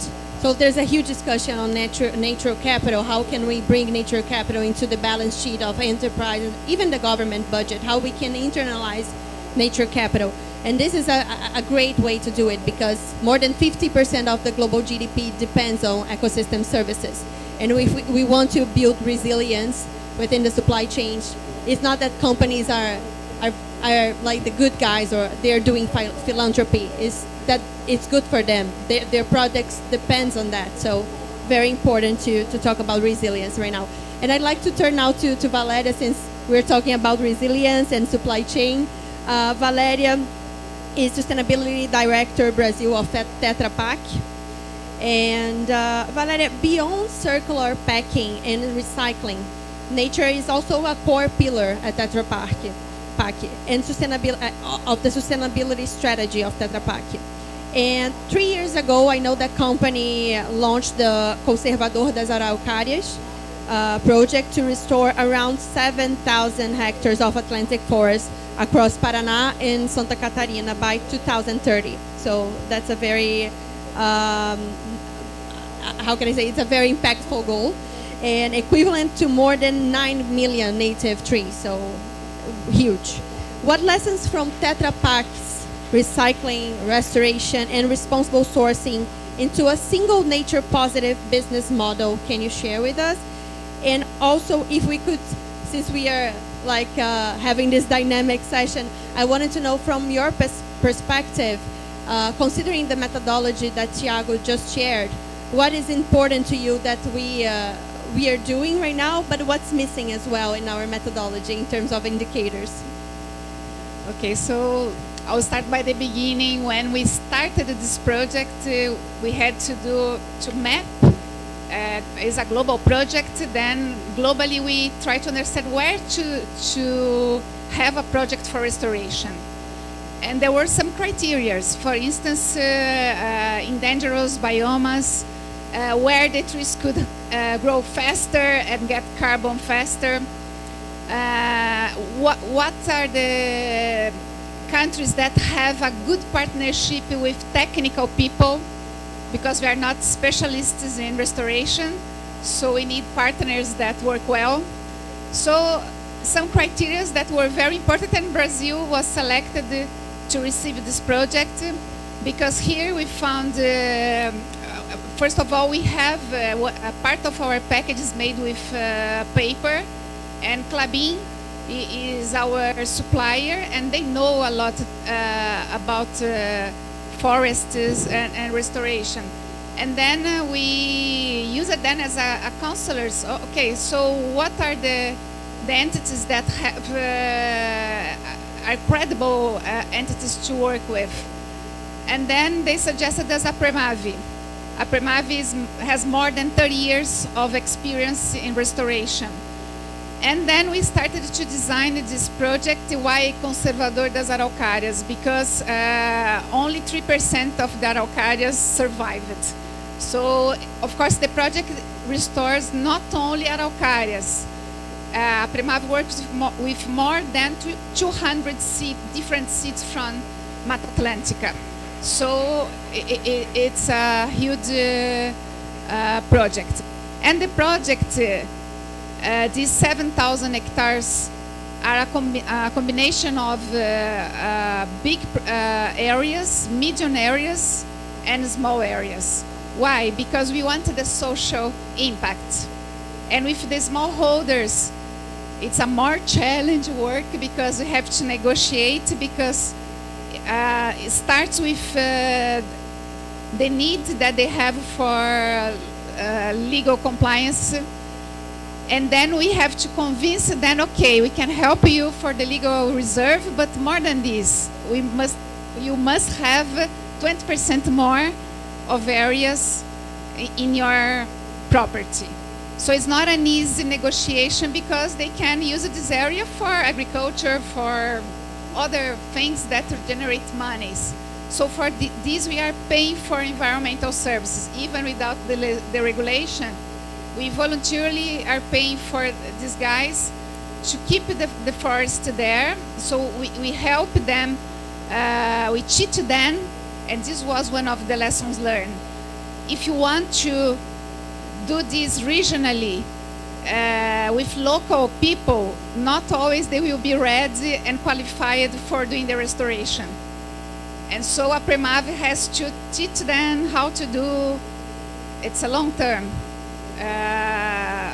to prepare them for doing this. And we are also paying them, for instance, in the beginning we hire third parties for the fences, for these things that are necessary for the project, to separate the areas, restore the areas from the others. Then now we are hiring them and giving this money for them for doing this, because they were super used to do this, more than a third party from another city that's far from them. So all of this we learn that takes time. It took more time than what we expected.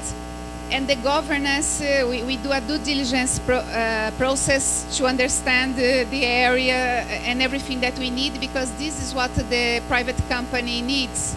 we need to invest in something that is credible. So the governance was very important, and normally we have issues with the documents. It's difficult to find the information. We spend a long time looking for documents and trying to solve local issues with the properties to include these smallholders. So it will be much easier to just work with the big areas. And we are acquiring some areas, 1,000 hectares for instance, and they were transformed in RPPM,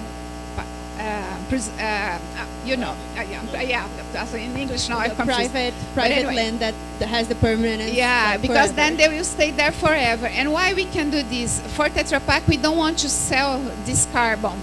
We just want to have this in the case with our plan for reduction. We have a commitment to, until 2030, offset our emissions in our operations, and until 2050, offset our emissions in the entire value chain. Then it's a huge challenge. So we need to think in the next 10 years, we started 3 years ago, and it's a 10 years, minimum 10 years project to guarantee that if we need this in the future, the carbon will be there. But we hope to get the savings in our operations, in our value chain. So basically, that's it. And I like when you say that this is a learning process, because the capacity building doesn't go only for the communities, it's also for the companies as well, because they are learning. And that's the cost of innovations. Like, we are walking for the ones that come after us can run and fly, whatever. But I think that's very, very important for you to share with us that this process takes time. We need time we don't have much time, but we need some time to get the maturity that we need. And just to mention, we already reached 3,000 hectares in restoration without zero credits, carbon credits. Why? Because it's a process, as you just mentioned. And it's interesting because we have different models. The green model that comes with like carbon credits, and your model, so different possibilities. And now I'd like to turn to Caitlin Clark. Caitlin is Director of Policy and External Affairs of BTG Pactual. And Caitlin, BTG Pactual's Timberland Investment Group has more than 3 million hectares worldwide, and recently partnered with IKEA to restore degraded areas of Brazil Atlantic forests as well. So how can experiences like this help structure large-scale restoration and climate-smart forestry models that are both profitable and high integrity? And what lessons from these investments that you're deploying could inform how capital can be deployed here in Brazil in these new priority restoration territories? Thank you. So at first I have to correct you, I'm very sorry. We own about 3 million acres, which is an archaic term used in my home country of the United States. It's about 1.2 million hectares that we manage. So one thing that's probably important to understand about the Timberland Investment Group is that we are not a company, we're an investment manager. And so what we do, we are a real asset manager, and we manage timberland and forest on behalf of our institutional investor clients for the most part. So those would be pension funds, sovereign wealth funds, etc. And they invest in timberland as an asset class as part of their overall portfolios. And typically that has been a fairly small percentage of an overall portfolio that you might carry, primarily because the returns from timberland are typically fairly small, but they are counter to economic cycles. And so they help hedge risk in other parts of your portfolios that you might carry. In recent years, because the world is waking up to the carbon and other ecosystem service benefits that forests provide, there are new classes of investors who are becoming interested in timberlands and what they can provide. And so it's a really exciting time to be working on this. But it's just, that's important, just background to understand about how we think about what we do. So at the Timberland Investment Group, our primary restoration work is in a reforestation strategy that we have that primarily is operating in the Cerrado. the basic idea behind that that strategy is to raise $1 billion US, and we have 5 components of that strategy. So one is to plant trees in FSC certified commercial tree farms. Over the lifetime of the strategy, there will be 1 tree for every Brazilian. Number 2 is to restore forests in native forest landscapes. We anticipate having about 135,000 hectares of native landscape restoration over the life of the project. Number 3 is to remove carbon, more than 30 million tons of CO2e. We have already entered into agreements to sell 12 million tons of that in the 2 largest carbon removal transactions ever last year. Number 4 is to benefit the communities around where we're working. And number 5, of course, but not least, is to generate financial returns to our investors. That is always, has to be our primary responsibility because we are a fiduciary. So that is how we think about what we're doing. And over the course of the strategy, it's about half restoration and half commercial tree farm. So it's a mix of natives and commercial trees. So I think we have a lot of, we're a few years into the strategy at this point. We've learned a lot, I think, from this, and a few other people have mentioned that this is still a sort of evolving science. Restoration at this scale has not been done in the Cerrado before. There's a lot that we still don't really know about whether we can leave land alone, just remove fences and wait to see what happens. Whether there are things that we might need to do, like control invasive species that are in the area. Brachiaria grasses are the main one that's a real concern for us. Whether we might need to plant pioneer species to do nitrogen fixing so that native species can come back. There's a lot that we're still learning about how to make that all work. And we are working very closely with our impact advisor on that strategy, Conservation International Brazil, who I know have close relationships with Regreen, as well as a number of the other restoration companies that are working in this space. And CI has been an amazing partner for us because they have so much on the ground conservation expertise. And one of the things that they are particularly really helpful with is helping us think about how our investments sit in the broader landscape. So we have neighbors who of course have legal reserves of native forest. When we're restoring our own areas, we want to make sure that we're linking that up as much as possible, so that we're creating biodiversity corridors, we're making sure that riparian buffers are wider, that they're protecting species moving around, that we're monitoring water quality and water quantity, we're looking for biodiversity coming back, both the really sort of cool species like jaguars or tamanduas, but also the sort of birds and bugs and lizards and amphibians that really matter, but that aren't really quite as exciting to show up on a camera trap. So all of that kind of monitoring and actual sort of boots on the ground conservation science that they help us with, I think has been really, really important.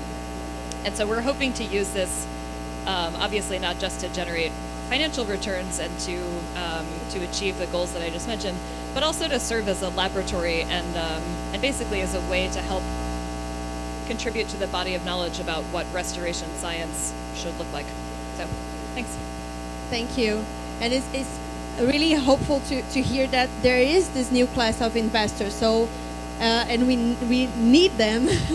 So great to hear from you and your perspective, and to learn that it's this evolving science. So everyone agrees on that.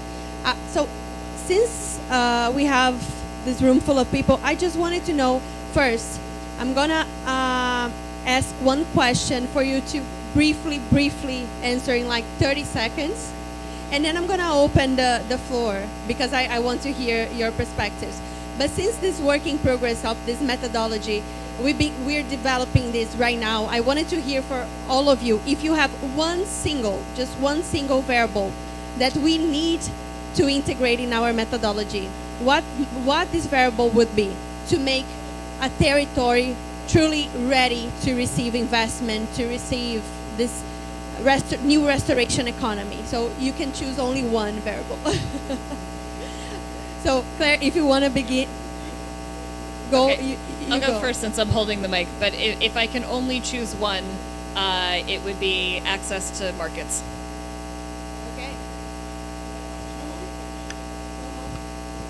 We're taking note. Impact in local communities. Great.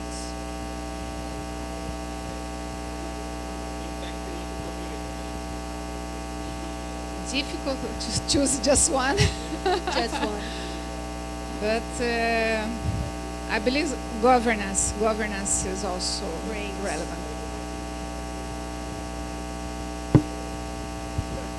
Sorry that I was on the phone, but my mother just forgot my kid at school, so I was just trying to get someone to pick her up. I think governance for me, it's. Okay. But if I could choose, I would choose all together.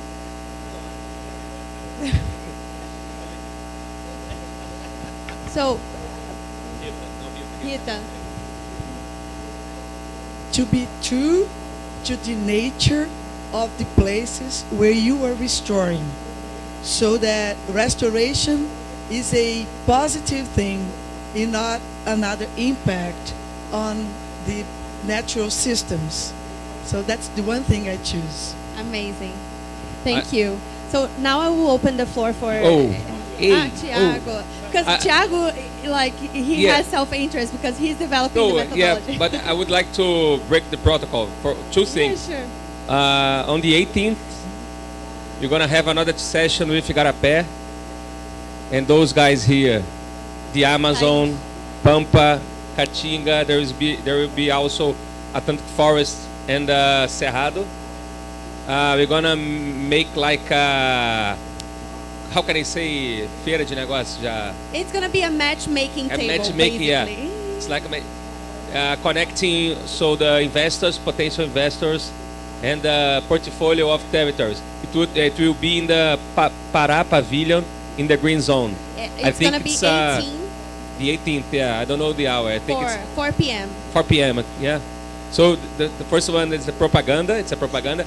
Now the second one, I would like to hear as well the coalitions, the local coalitions for restoration that work a lot to define the territories. What kind of criteria do you think that you have to put in the equation? Who's going to start? Yeah. Well, actually, I was not sent by the Amazon Coalition, but I'm part of the strategic committee. Well, I'm not officially speaking the name of the institution today. I think it's very interesting because we have so many variables that it would be important, like the carbon sequestration potential or the biodiversity accumulation from restoration, but all of the private representatives selected social variables, right? So this shows how we have really, there are different, like how we have problem in this context. So this is the most important thing, right? And for the Amazon, I think it's even worse. So it's really important to solve those infrastructure problems that we have to really unlock the potential of forest restoration.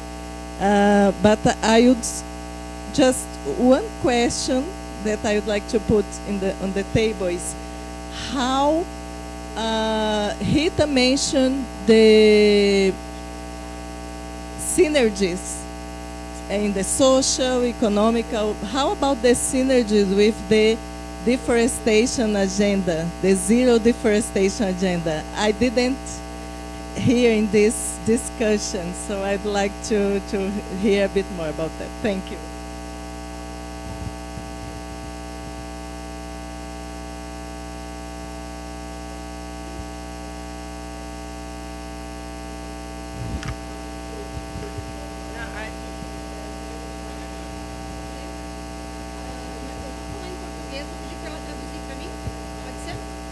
O que nós consideramos, então, para o desenvolvimento dos territórios.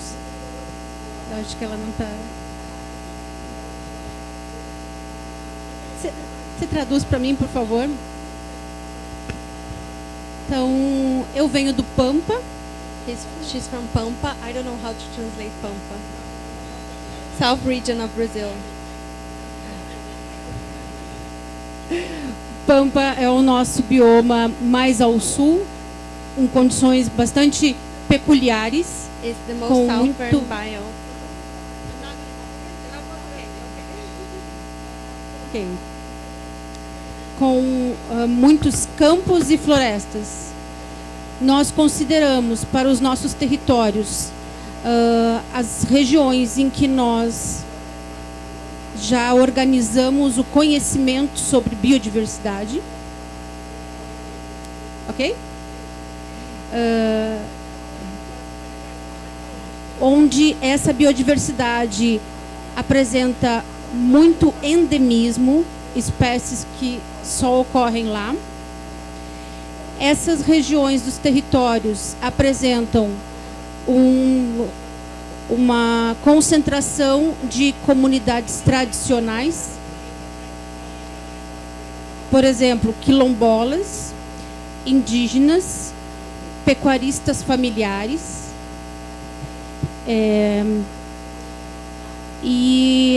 estão nesses territórios, e também agricultores familiares. Sim.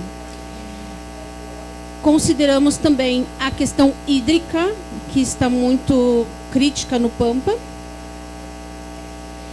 e consideramos as regiões afetadas pelo evento extremo de 2024.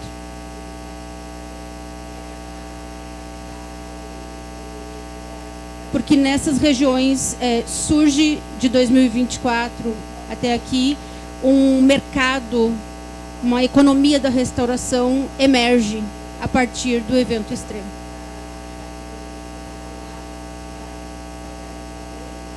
Ok? Obrigada. So for the Caatinga region, we considered a lot of things, but if I could put like two main items, I would say the already installed capacity to put the restoration on the ground, because we're already having a lot of investment, especially from the government in the last 10 years. And then those projects, they were able to not only put the restoration on the ground, but also to make it hotter, the supply chain. And then, and also cultural heritage, I would say, because Caatinga is a very fundamental socio-ecological system. So we choose where the restoration supply chain, it works now, but also other regions that could potentially have a nice restoration supply chain in the future, together, coupled with biocultural heritage. A lot of indigenous people, Quilombola people, African heritage people, a lot of things that it's related to cultural heritage. This is very important for Caatinga region. That's our dry forest here in Brazil. Thank you. But I wanted to see if you had questions for the panelists, and if you want to address any questions for them. Okay.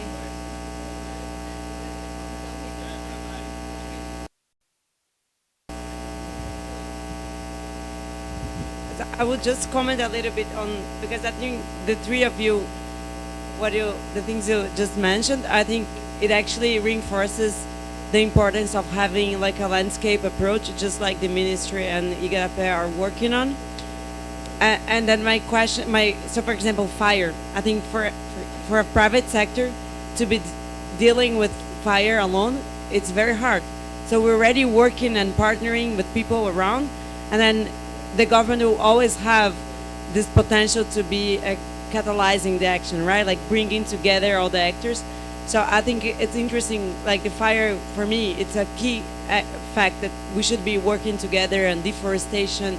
All of this will improve the rate of restoration, and then how the projects can be evolving more successfully. Like at Green, we are more and more looking at a landscape approach And it's funny that when I look at Planaveg, and then when we look to the decree that created Planaveg in 2006, if I'm not mistaken. Yeah, 2016. 17 is Planaveg. Yeah, exactly. And then when we look, there is the goal of Planaveg is recovering nature vegetation, not necessarily restoration, right? Restoration is one of the means to get to recover of native vegetation. And then I think back there we already have some of the answers, right? There is no one single mechanism that is going to be perfect for all the regions and for all the characteristics. But I think as much as we can drive all the tools and all the situations converging, I think we're going to be more successful. I think when we look, for example, at regreen, and when we look at the landscape, and then we see more the regenerative nature regeneration, it's better for us. Like in the end, it's going to be more successful. Restoration is going to be working faster. We're going to have a lot of people working on the same project. So it reduces cost, but it also reduces the risk, and we're going to be having a thriving environment. So I think working on the landscape, it's going to be key. And working on landscape requires working with different tools, with different goals, and also with different actors, but with a lot of partnership. So I think that we can adjust, for example, one criteria or another criteria, but I think the spirit of working on landscape and on territory, I think for me, that's key to reach 12 millions, to reach a bioeconomy. And then I was thinking when Rita was talking about bioeconomy, that the territory perspective can also be one that is going to be the environment in which we're going to be building bioeconomy chains in the future. So I think when I look back on the forestry code, for example, we already had forestry legal reserve with the goal to being connected. It never happened, but I think now is the chance. So I think we have everything to be towards success. Great, thank you. So, if I may just add one point to her question, from the perspective of a company like ours, right? We have in our responsible sourcing program defined that we will not source from anywhere where there was deforestation. We have been monitoring to be able to see worldwide where all our raw materials come from. In Brazil, I'm happy to say that 100% of our supply chain doesn't come from previously deforested area. We foster the farmers to really understand the value of the standing forest, and also for their increase of their profitability of their business, we provide technical assistance for them to be more productive in the area that they have already, instead of expanding to new areas by putting forest down. So, and we also try to focus on those areas, those farmers that are close to areas that are that has the risk of being deforested, in order to work with them to understand that value and have that resilient and sustainable ecosystem around them. Sorry, just one thing to add to that. One thing that I think we need to be always very careful about with reforesting or restoration is this deforestation. You could push it further, right? Because if you're displacing production, so our reforestations are happening on areas that are not very productive cattle farms right now, but they are still producing some cattle. And so we have to be very careful, and it is part of our carbon credit methodology actually, that we have to compensate for any displaced cows, basically. So we have to pay our neighbors either to put more cows down, to fertilize, to increase their head of cattle, so that we know that we're not pushing the deforestation frontier out further with our restoration work. So I think the landscape approach you mentioned, and just really being very thoughtful about what your overall impact is, not just within the boundaries of your restoration area, but also on the communities and the ecological processes that are happening outside of your very specific boundary. And in the case of Tetra Pak, very similar to what Nestlé did, the responsible source, traceability, certification. We check, and we not support only certification. We go there to check if it's really to do a double validation of what is being done. So I believe this is a way to guarantee that you control your feedstocks.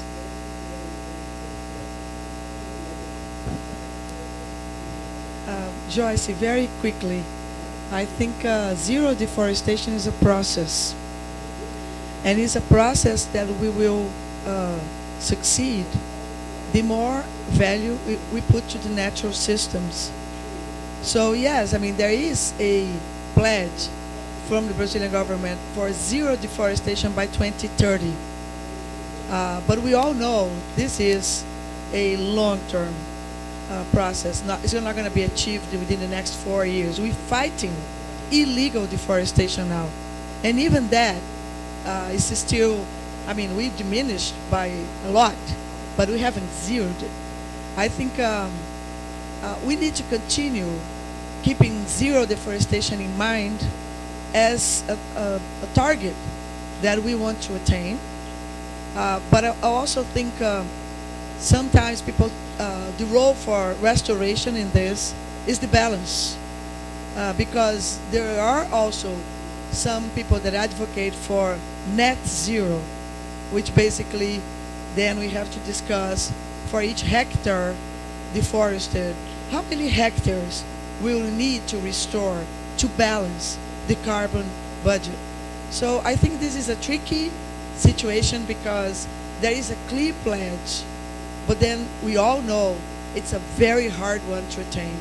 So we need to look at it as a process, because if we don't, then we dismiss the pledge, and we cannot do this. I think it's possible to reach zero deforestation. I totally think it's possible. And the more we work towards giving value to standing forest, but not only standing forest, because many of the initiatives of restoration, what they are really doing is they changing the management regime of the land. And then by changing the management regime, we are stabilizing carbon emissions because we're having more permanent vegetation cover. And then if it's a productive forest, that forest has value. We are not going to be managing it with fire the way we manage degraded land, deforested land, cattle ranching, agriculture with fire. Now, what we're talking here is a different land management regime. And with time, I think zero deforestation is possible. But with 2030, is the day after tomorrow. It's right there. So we need to be very, well, I try to be very realistic on the expectations. We are working towards it, and it's a process that we cannot lose from our view. Thank you. Thiago, don't you want to say? Okay, so I think that we can have one more question if you have one, otherwise we can, okay. Hi, Rosane, here from the Brazilian Association of Water Resources. I'd like to hear from all of you about how, especially from the private sector, how do you use a criteria that for one hand it can be better to do restoration in because of the ecosystem services, but for the other hand can be more challenging because of the risks. For example, here when we was talking about the priority areas for Pará State, we thought about the territories that there are more frequency of fires. So in one hand, this is a better area to do restoration projects because we can stop greenhouse emissions due to fires, and you could have a bigger impact in this territory. But on the other hand, this is more risky for the restoration because the firing from outside can be from inside. So how you guys balance the choice of areas using a criteria that can be in economic it can be better, but for environment it's worse, this kind of thing.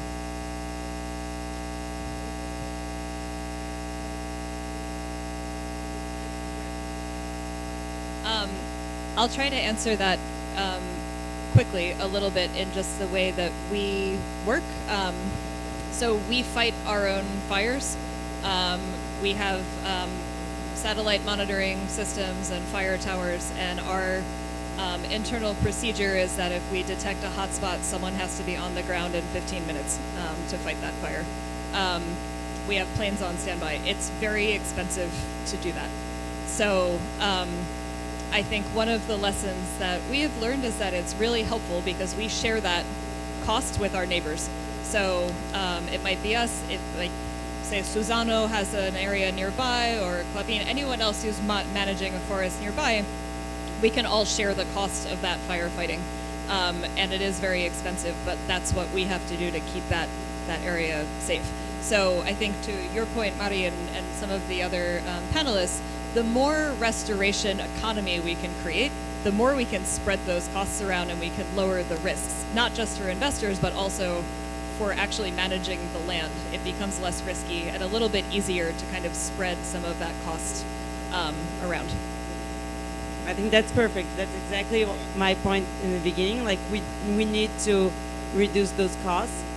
I think there is one thing that it's hard to measure, which is how, and everyone is working on that, how climate change would also affect those territories. So we have been seeing an increase on fire. Fire is a key component for risk assessment in the case. We do, like we have an algorithm and we try to maximize the cost of, like minimize the cost of land, maximize the return of carbon and biodiversity, but we also consider the risk of the territory. That's why initiatives like this, are good in the end to help us assessment better, but ultimately we're gonna be working in territories that we're gonna have a risk of fire that's everywhere. So they can be higher or lower, and I think for those working in combination and in partnership, that's gonna be crucial for that, because the costs are very high. Mari, it's like a new criteria, for example, this previsibility of climate change in a territory. Yeah. Well, for a company like Nestle, it's very important to partner with stakeholders that can help us on navigating on these choices. This program that Thiago presented that maps the entire country and have these criterias is fundamental for these choices. And for us in particular, we focus more on those areas that are closer to our value chain, of course. So we have the three more important ones for us in Brazil are cocoa, coffee, and milk. So our projects are in close to those areas, not necessarily right next to a particular producer, but in that area, because it's the whole ecosystem. But one of our projects is in the south of Bahia, one of our projects is in Pará, one of our projects is in Minas Gerais. So for us, this is a important driver in order to make sense and make it more meaningful, and also to convince the big guys at the headquarters to put the money there. And in addition to everything that was said, just one point that maybe could scale up more this kind of projects, to have more companies. Today, few companies are investing in restoration. Maybe some incentives for recognition for what is being done. Today we have projects from the government that supports sports, support recycling, support culture. Maybe should have something to support restoration. And then there will be so many companies looking for investments for restoration, then areas that are not prioritized will receive some investment. So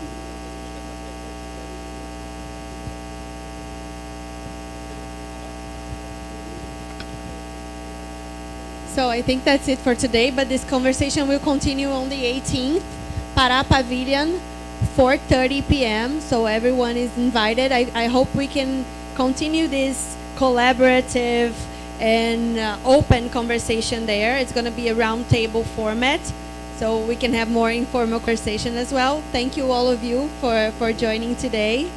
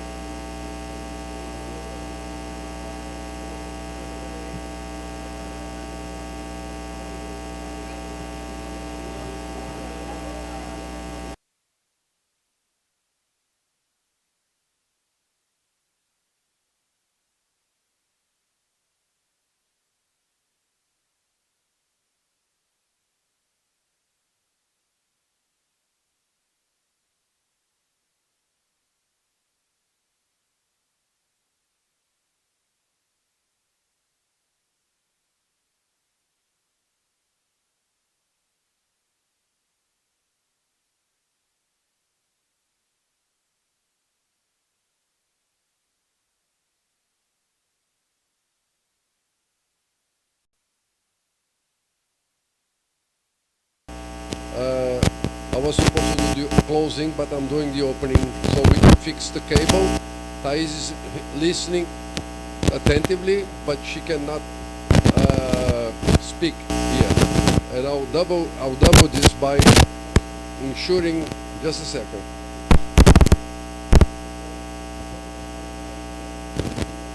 Technology is not going to beat us, okay? Thais, você me ouve? Tá bom, eu vou continuar falando aqui, eu vou deixar ligado no WhatsApp até resolver aqui, tá? Aí você ouve o que eu falar. Here we are. No, that's okay. I don't speak with my mouth, I speak with my hands, so sitting it hinders my process of speaking.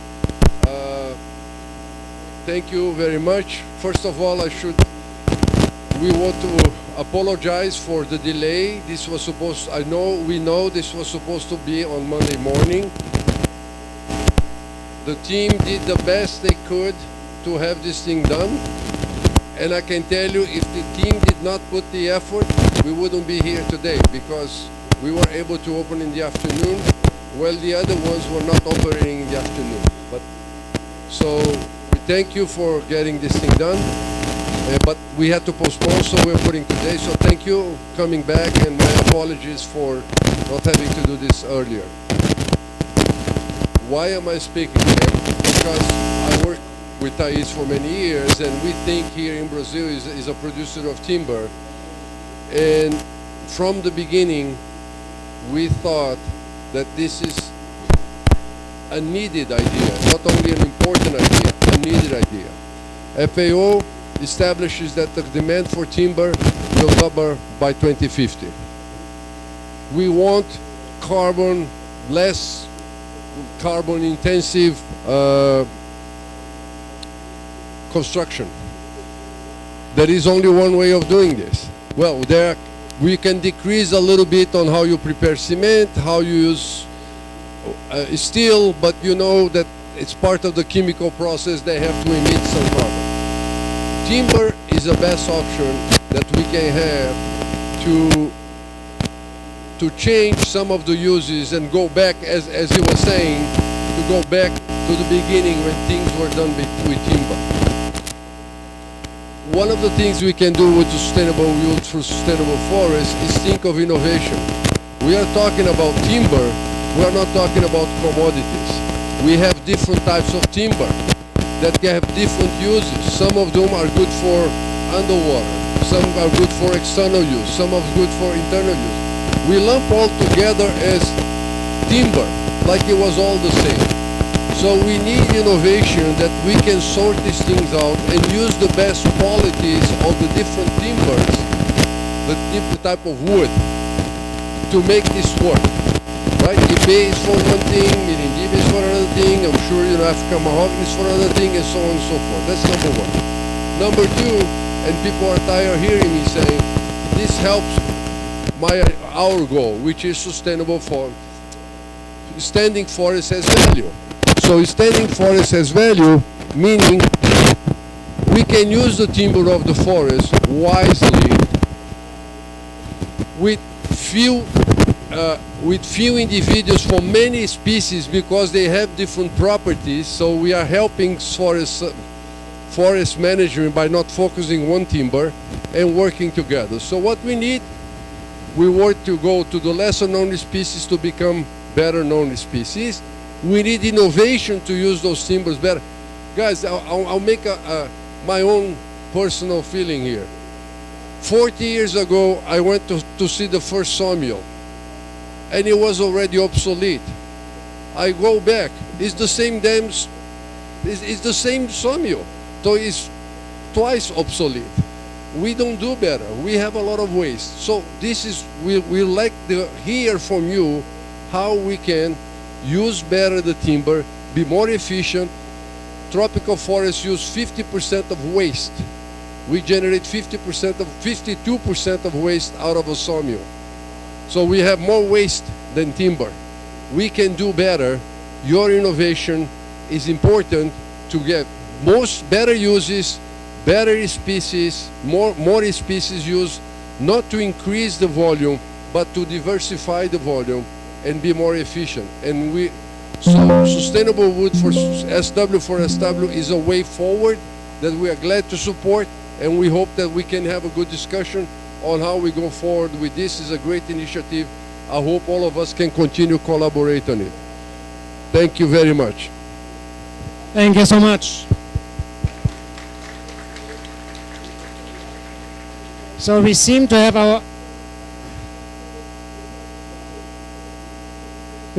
our technical problems solved. So hopefully it works out and we can hand over to Thais.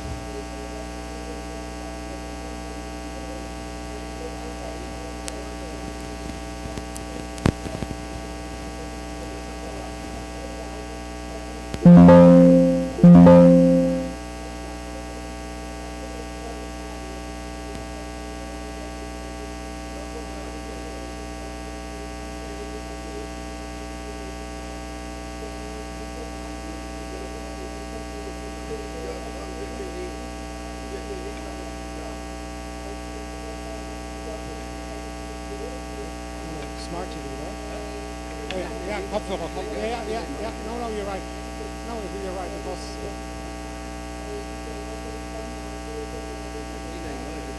now say something. Yeah. Yeah. Escutam agora? Perfeito. Ok.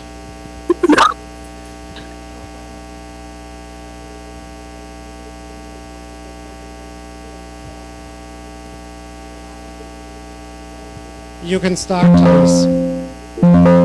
Okay, I'm just sharing the screen.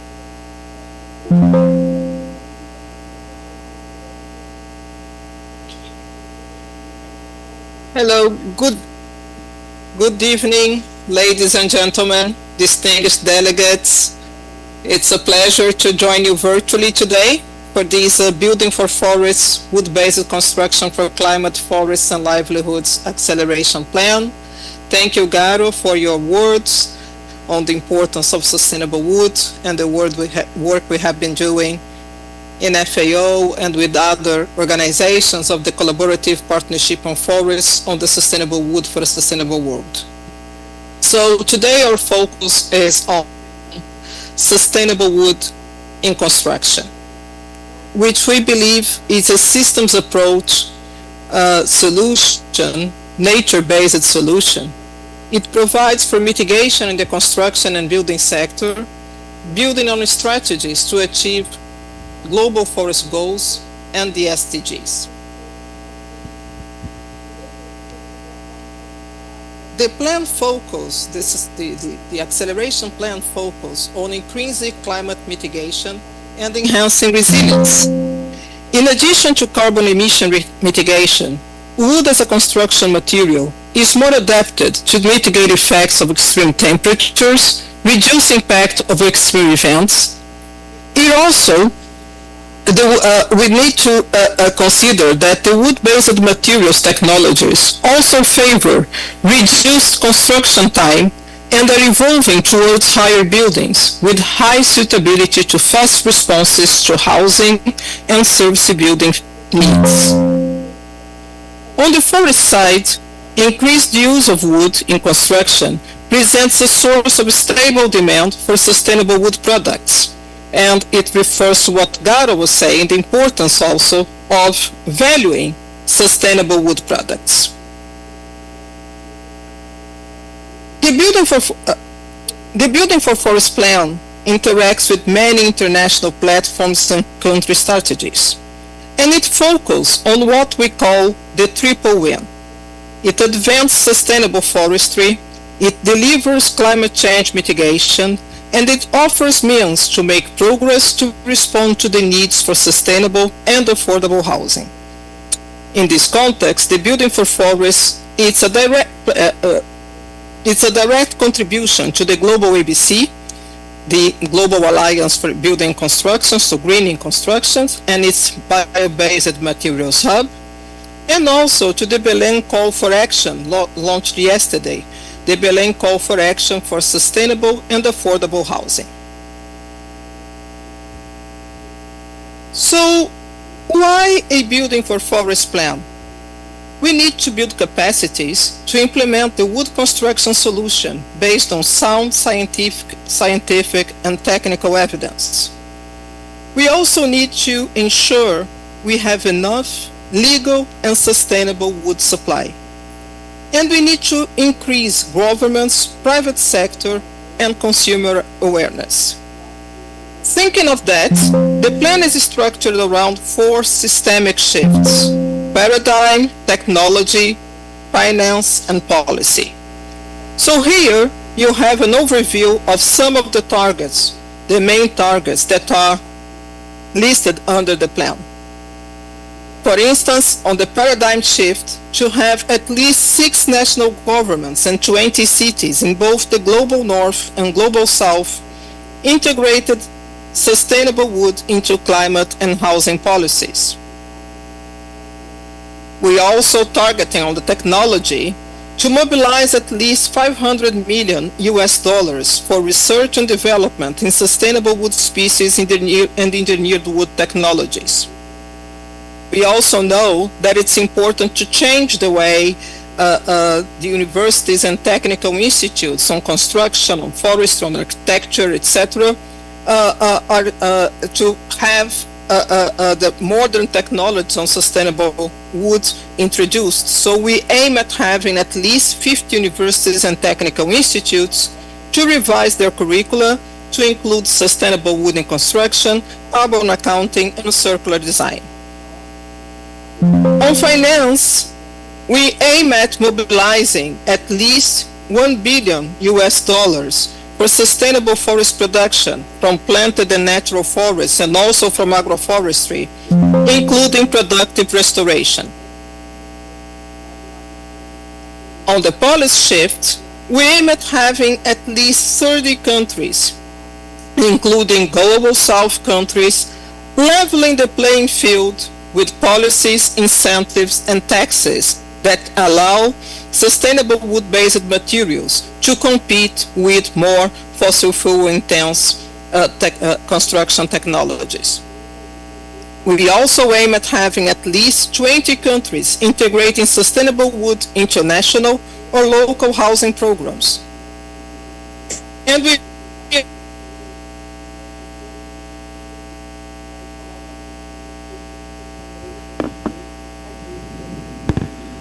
In this session, we are looking forward to hearing your feedback and advice for a successful implementation. Beyond COP30, we are looking forward to working with countries, private sector, civil society to advance this plan, including through FAO and other organizations in the Sustainable Wood for a Sustainable World, through our governing bodies and technical cooperation activities. Thank you very much. I'm talking also on behalf of my colleague Amy Duchel, who could not be here today to deliver this presentation, and I wish you all a very good discussion in the Fishbowl. Thank you.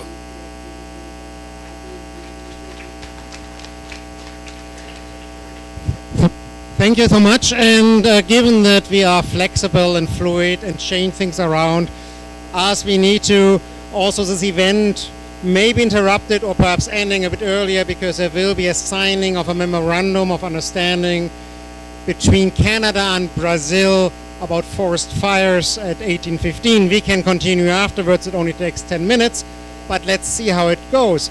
Now, this is a fishbowl discussion, and just to let you know, we have invited a couple of extremely competent people who are all sitting here.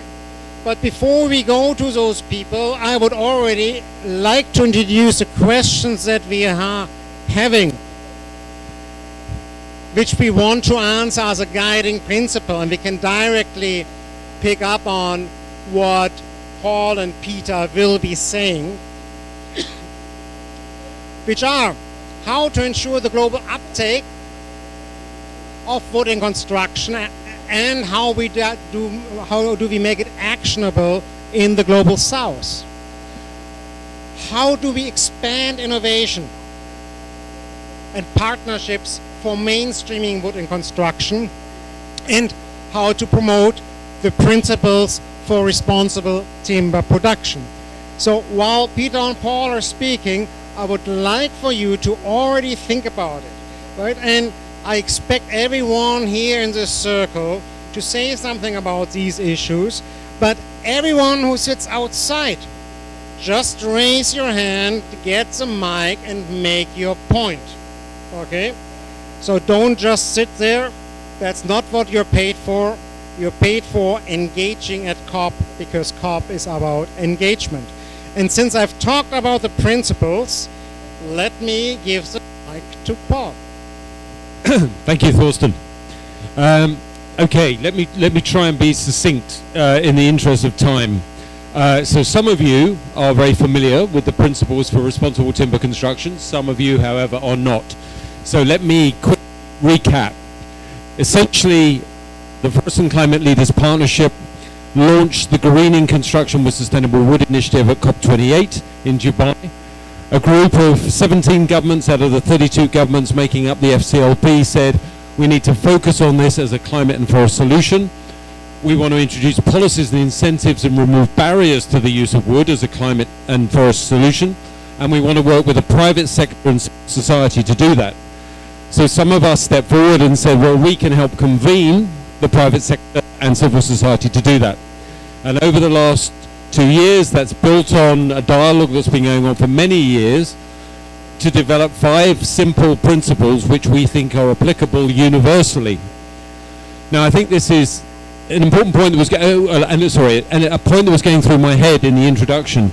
I was thinking back to the Rio Earth Summit, you know, and from the very earliest days of discussions about sustainable development, we've talked about the need to think global and act local.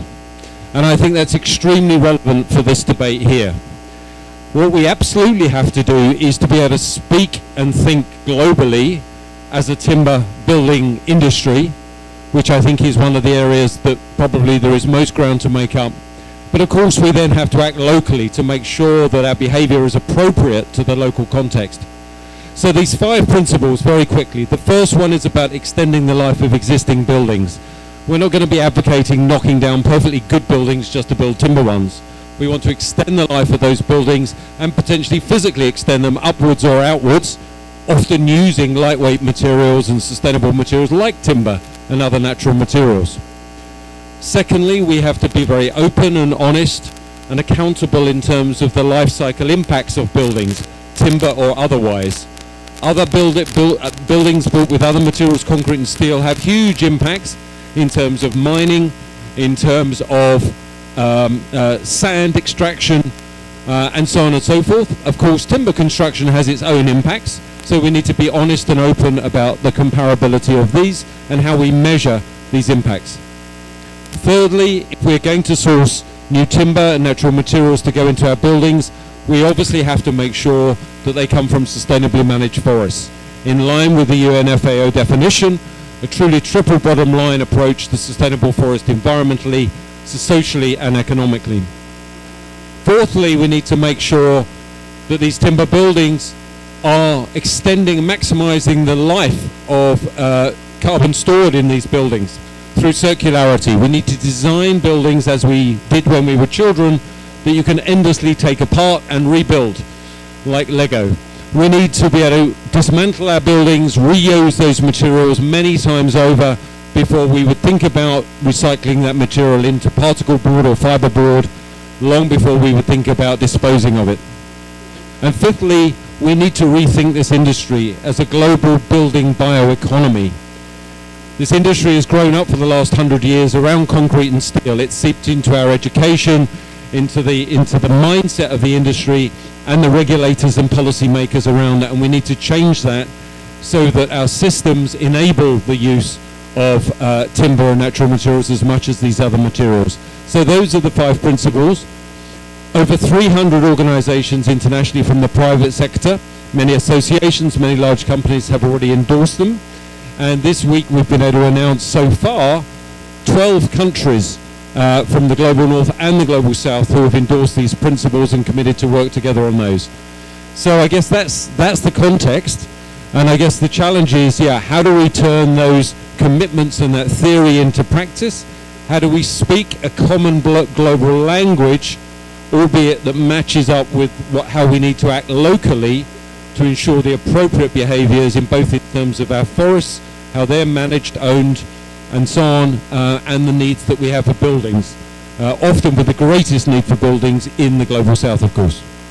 Is that all right to kick us off, Thorsten? That is completely fine, all right. And let's hand over the mic to Peter, because I also like to know, how does it then fit with the action plan? Sure, thank you. Welcome, everyone. Thank you, Thorsten. It's an honor to be here. And I'm going to go backwards a little bit because the Forest and Climate Leaders Partnership is a partnership of national governments. And actually, thank you, Paul. You actually did the ad for me, so no, it's great. So I can skip right to the meat of the matter. So before we get, from government's perspective, before we get to how, many of them need to understand why. And the process to endorsing the principles for the 14 governments now, they're more working on it. This is a bandwidth issue, not necessarily a resistance issue. But it is a process of understanding the value of increasing the use of wood in construction as a substitute.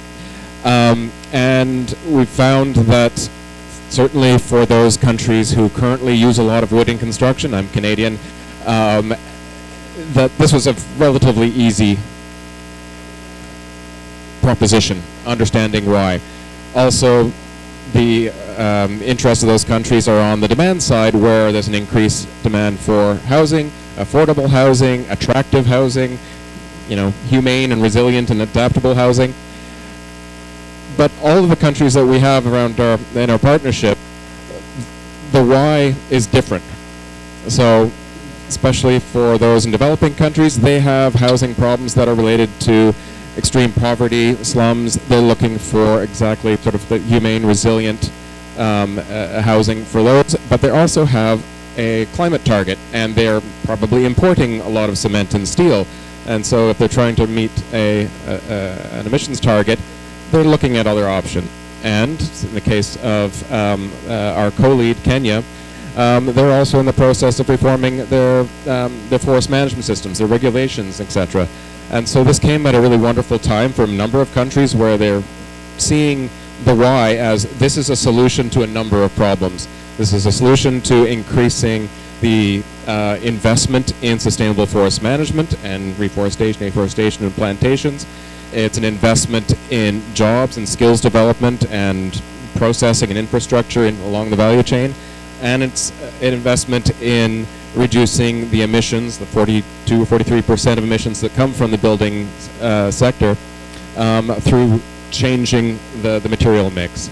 And that also is an economic opportunity when, especially if you have a country where you do have a supply and the demand, that makes a lot of sense. But one of the pieces we need to work on as we continue from this sort of milestone moment here at COP is to continue to grow the movement, the political interest and uptake of why this is important. We know actually a lot of the how. There are answers, there are examples of how all around the world, and this process that with Thais and the FAO and with Built by Nature and Bauhaus and pilot projects that over the last couple of years we're building a community, but we recognize there are many others out there that need to contribute. And so this acceleration plan that we're talking about here, and we are in the COP, is an opportunity like at the airport. If there's a moving walkway, it's an attractive option. And so how do we create this moving walkway for this agenda? And this acceleration plan is what I see as a useful tool, and hopefully get us there sooner than later. Thank you so much. Thank you so much. Moving walkway, how do we create it? How do we get a global uptake? How do we involve the global south? Any of my Fishbowl participants here who would like to give us some ideas?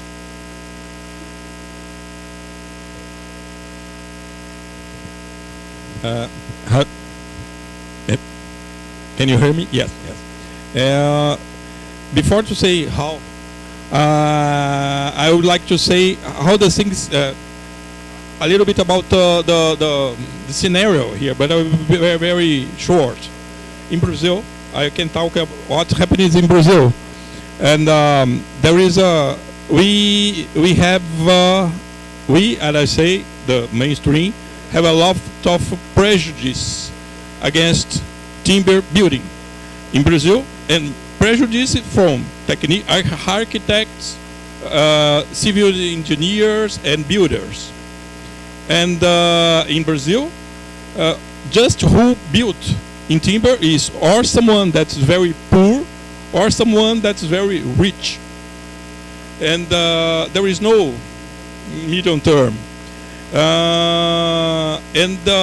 So I think that the main to stop this terrible cycle is we need education, we need clarification from the technicians, from the engineers. They have to start they have to learn and be convinced in the universities that timber building have to the principles that you told, and we also financing for builders, for buyers, and taxes, because in Brazil, I don't know how it is in other countries in the south, but in Brazil the taxes when you build in timber are bigger than if you built in concrete. So finance 4 times bigger. So and we have a lot of things to do, and but I think that the most important how would be this.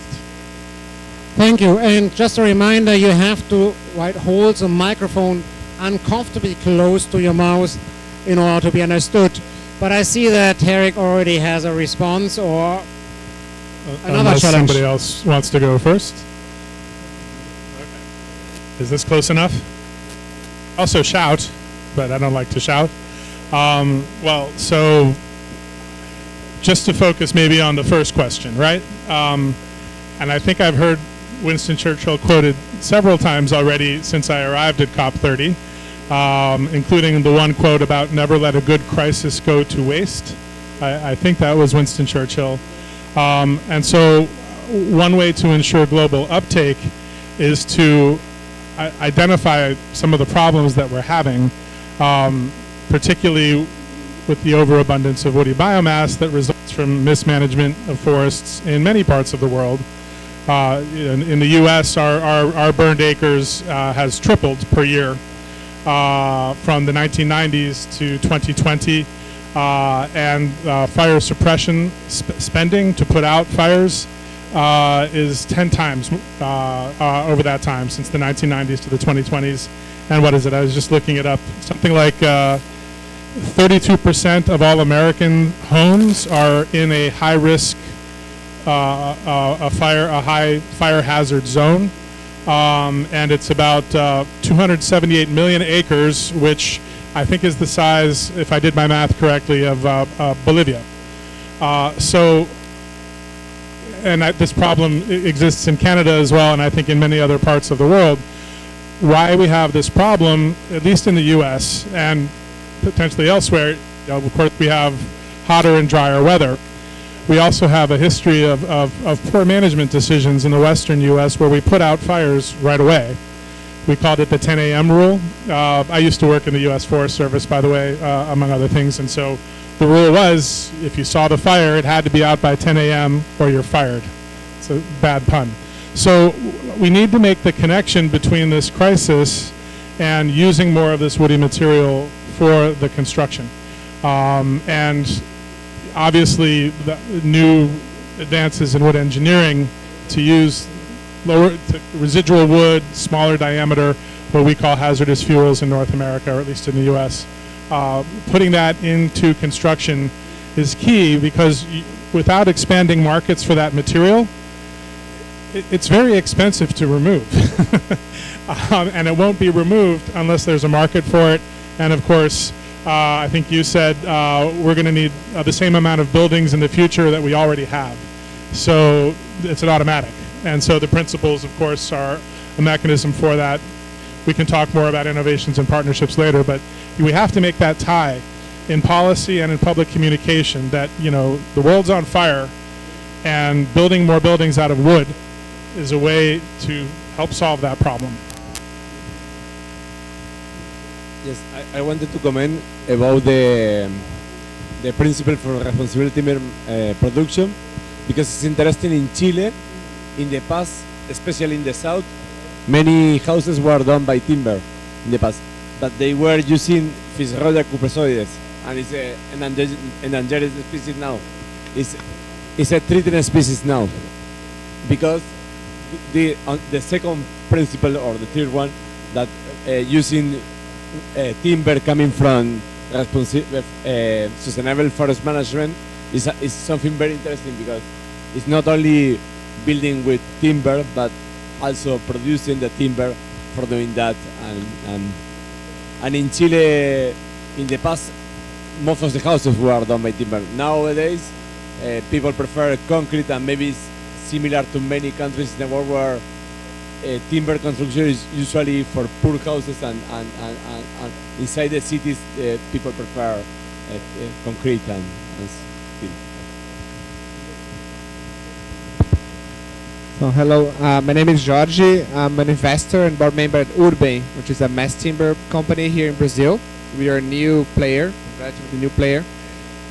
Just to the question of how to increase uptake and how to come to the global south, right? So as we were saying, so in Brazil we have a very difficult environment for mass timber. It's basically unknown for most people, so it's a fraction market. There are like 3-4 players that are active, and the one thing that could help us is to get, so I know that Ana has been active in Built by Nature, but so we have to build the sector, right? As he was saying, very few people construct in wood, either very poor or very rich, and with old-fashioned wood construction, mass timber is a new market, and we serve only like high income segments, and would love to get more connection, more cooperation from you guys who have built that in developed countries, and learn from how this journey was and what can we learn. How can we make that how can we make marketing, what are the pinpoints of advocacy, the challenges that you have been through. I think there's lots of learning, and sometimes I feel like we are in Brazil isolated, and this may be the case of many other low and middle income countries. They're trying to create something out of the blue without learning from the other countries. So the one thing I ask you is like, get closer to us, open your doors, so we can learn and speed up and leapfrog the development of that market. It's a huge potential, of course, but we are far from our potential. Good evening, everyone. My name is Kawashima from Forestry Agency, Japan. So my background is forestry. So I'm from Japan. So the situation about the forest may different from global south countries.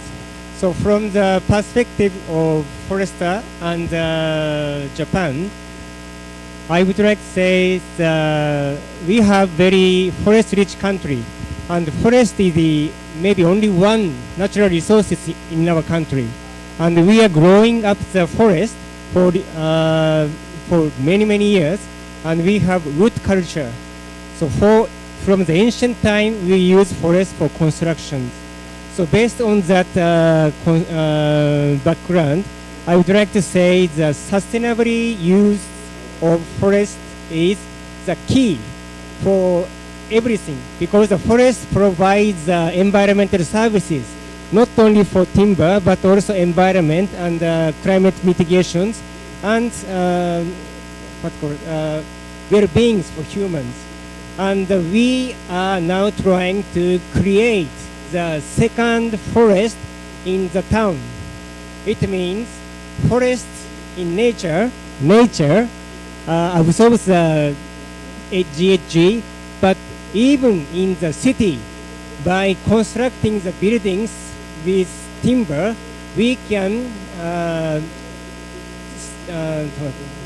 save the carbon in the town. So that's the concept we had. So maybe the condition of the forest are different from global south country and Japan, but we can share the same experience, create the second forest in the town by using the sustainable timbers for construction.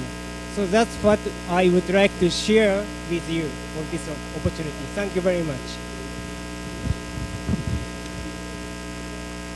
Does it work? Yes, it's working. Thank you very much.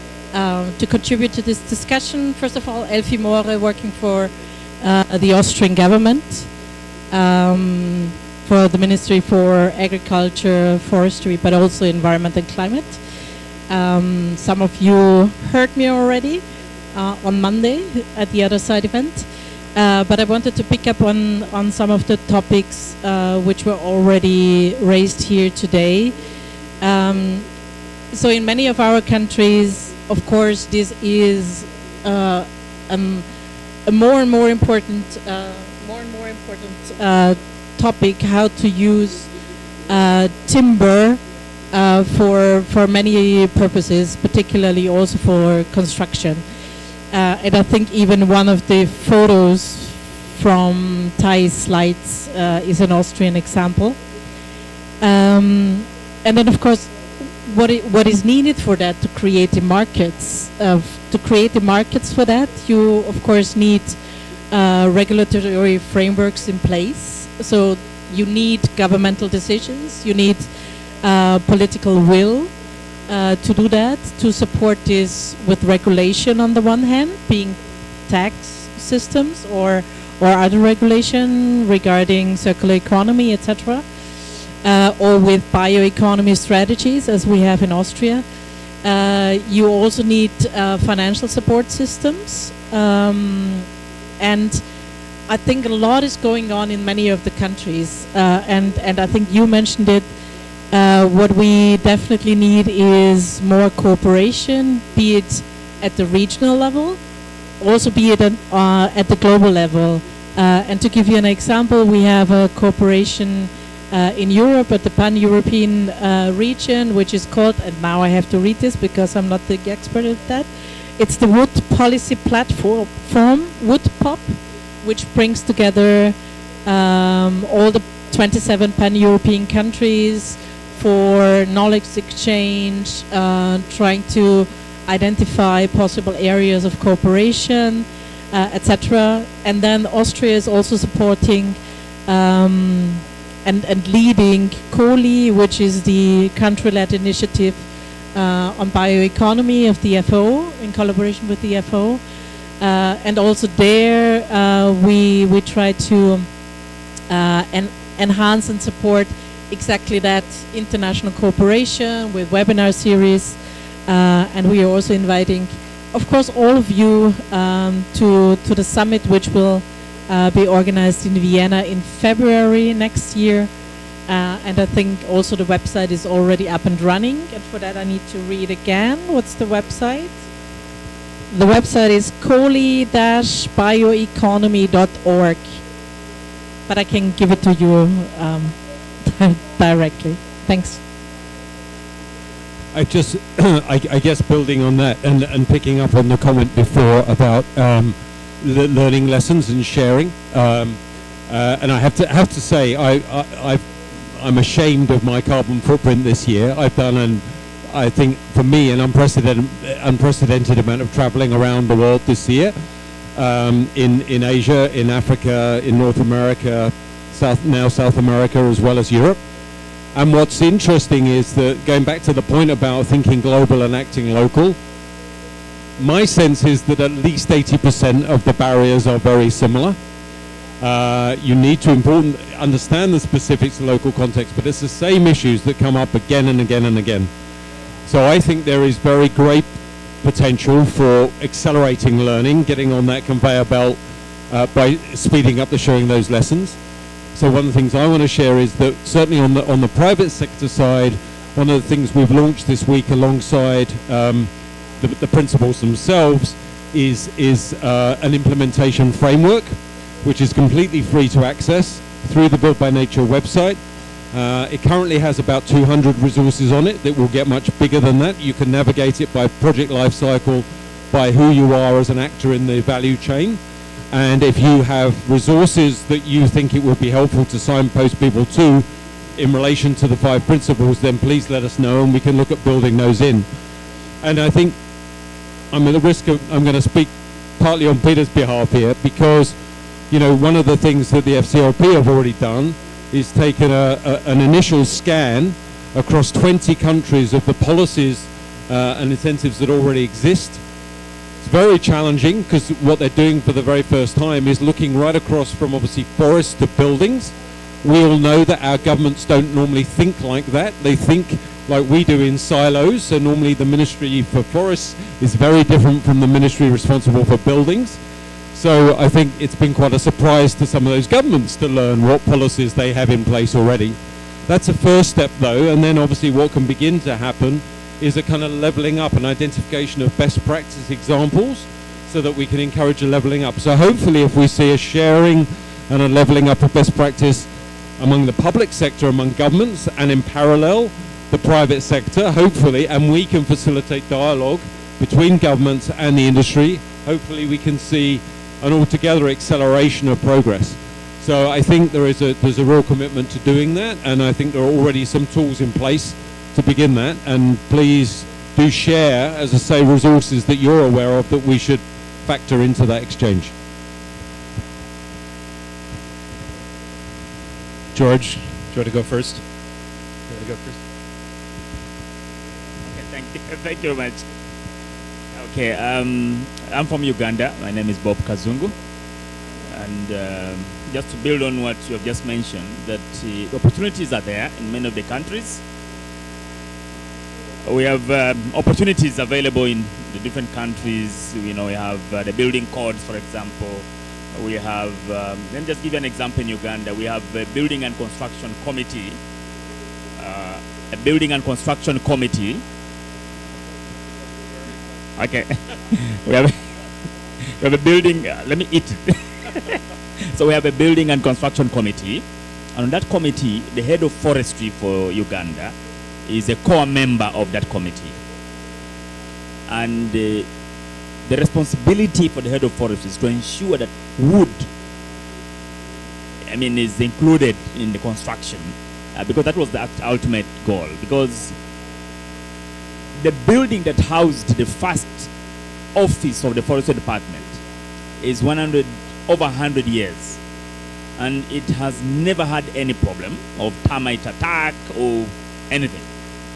So, like you mentioned, let's start with the basics in order to accelerate, the uptake by the global south. I think one of the things that is happening now is the lack of confidence in buildings constructed by wood. Many of the people are not sure that they can last longer than the buildings constructed by steel or the other, the other elements. So I think we need to be sure that people understand what is that kind of wood that we're talking about that we shall use for having a building that will last the test of time. Because that's the problem. So the standards, including certification, for example, and all these things need to be brought onto the table. We should take advantage of the regulatory frameworks which are actually existing. I looked at what is in Kenya, what is in Uganda, what is in other countries. They have a very rich regulatory framework for construction, including for wood standards, for wood, softwood, hardwood, and all these things. But do people understand, including government itself? In fact, government should show a better example. Government constructs so many buildings. So we can start with ourselves and say, okay, let's give an example. Let's show an example to the rest of our population that wood can actually be used for construction. Thank you. Thank you. Whoa, it's working for me. Wow. Just to pick up on this, I just came from Guyana, and the capital of Guyana, Georgetown, one of the capital cities here in South America. What is it built of? Wood. Something like 80% of the buildings, it might be in the 90s, are built of wood, and they're all 100 years old or older. Some of them are dilapidated, but they're still standing. Others have been well maintained. So you have a whole city in the tropics built out of wood that we could all go, and we're going to try to organize some architecture tours of that city, because there's an entire portfolio of every kind of building built in wood in the city.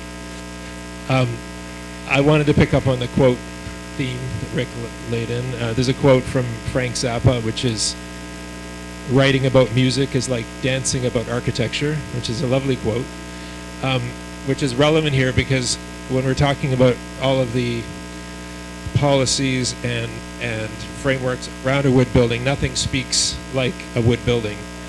And in the work that I've been doing, the single most important thing that I can see if we were to consolidate this is get more built. Get more built at all costs, in a sense. I mean, we can be a little careful about that. It's architecture. We have to have a standard of care. But the innovations, like if you think about Uber, let's just think about Uber for a second. Uber forced itself onto the world in a matter of minutes, practically, and every city around the world was suddenly forced to deal with Uber, right? Decide how they want to regulate it, what sort of conditions, but the innovation and the demand drove that. It was like people were having to deal with it, but it was because people in the cities, either they wanted it. So how do we get that demand through examples and just support the people that are actually building the buildings?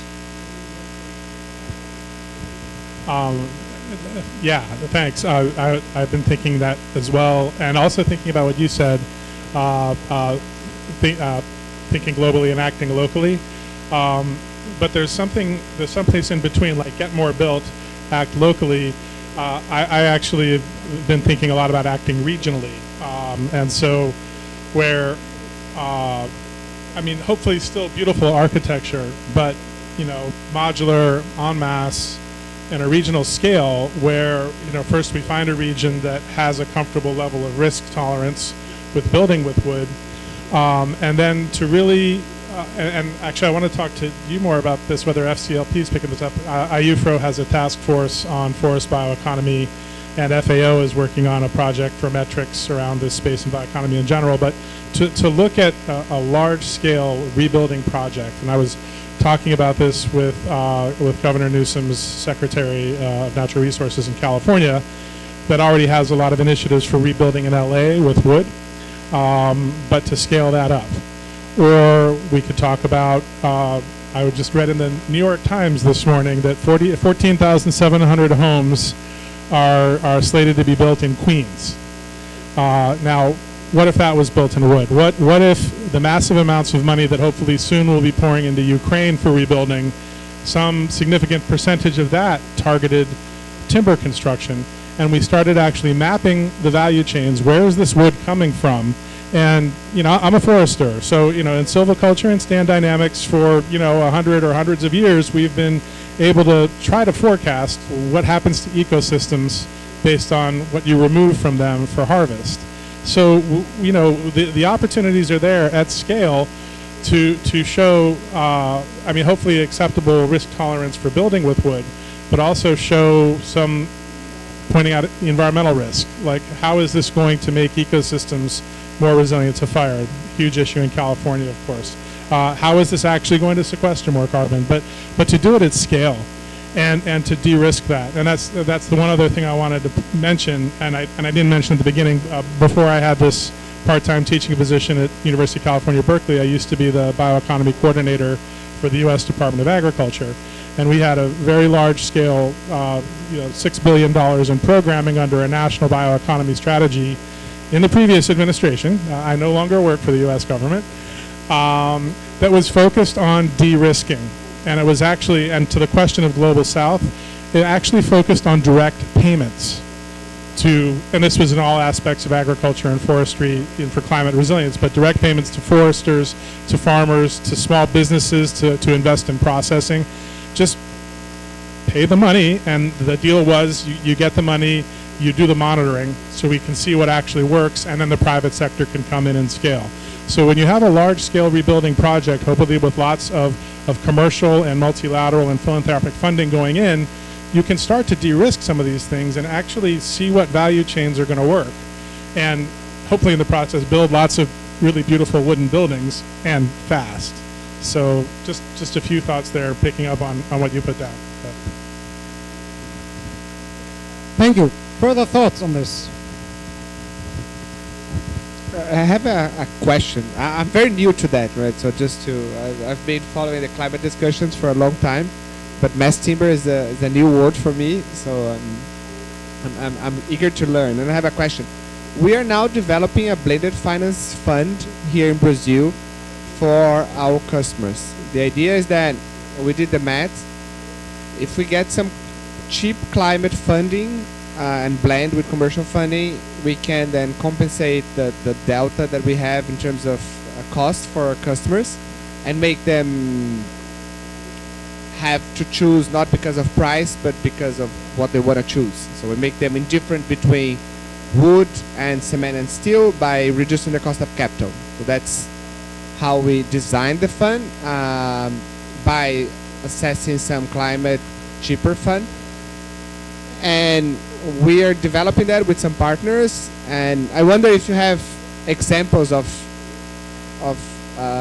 architectures like that were used elsewhere that it can inspire us, because we didn't find examples of blended finance used for mass timber construction. I wonder if you know about them and you can share some. Not directly in the same way, although funnily enough I was having a conversation with somebody from the World Bank, IFC actually, part of the World Bank group this week, saying they're now turning their attention to this area as something to explore. But I do think there's a kind of a wider field of potential fiscal incentives around this. I mean, different things that are going on, I think, that contribute to this. There's a whole piece about putting a value on the biogenic carbon stored in timber. That's actually been modelled and demonstrated in Uganda from an organisation called Easy Housing, one of the global winners of our prize this year, actually. And they've been able to use, to some degree, putting a value on the carbon stored in the timber of affordable homes to help subsidise the cost a little bit. Not as much as they would like, but a little bit. This is something that's also been picked up by the EU. The EU Commission has developed a new carbon removals and regulation, and they're recognising timber buildings within that method. And we funded actually a number of studies to look at a methodology around that. You can find that freely available on the Built by Nature website under carbon storage in construction. And there are public authorities. One that I know of closer to home for me is Utrecht in the Netherlands, that is encouraging public procurement of timber buildings by giving tenders credit for buildings that use timber to store carbon. So they're not monetizing it, but they're prioritizing that as part of the criteria through public procurement. And yesterday I heard from a mayor, in fact I know Scott was talking to the same mayor here in Brazil, and the name of the city has now gone out of my head. Okay, thank you. Who are also looking at fiscal incentives, both in terms of tax breaks and also looking at kind of workarounds in terms of the building code to enable taller buildings and so on built in timber. So I think there is a suite of examples. Again, I think this is another area that's ripe for us to share through these portals so that we can accelerate the learning and copying, frankly, of good practice. Maringá Mayor is a very good friend of ours and a big supporter of mass timber.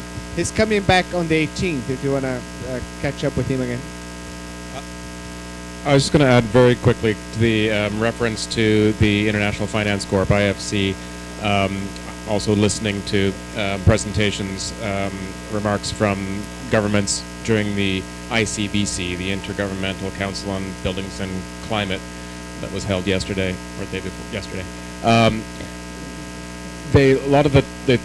There are funds also with IDB and around bioeconomy that are looking at supporting green building, however you want to define it.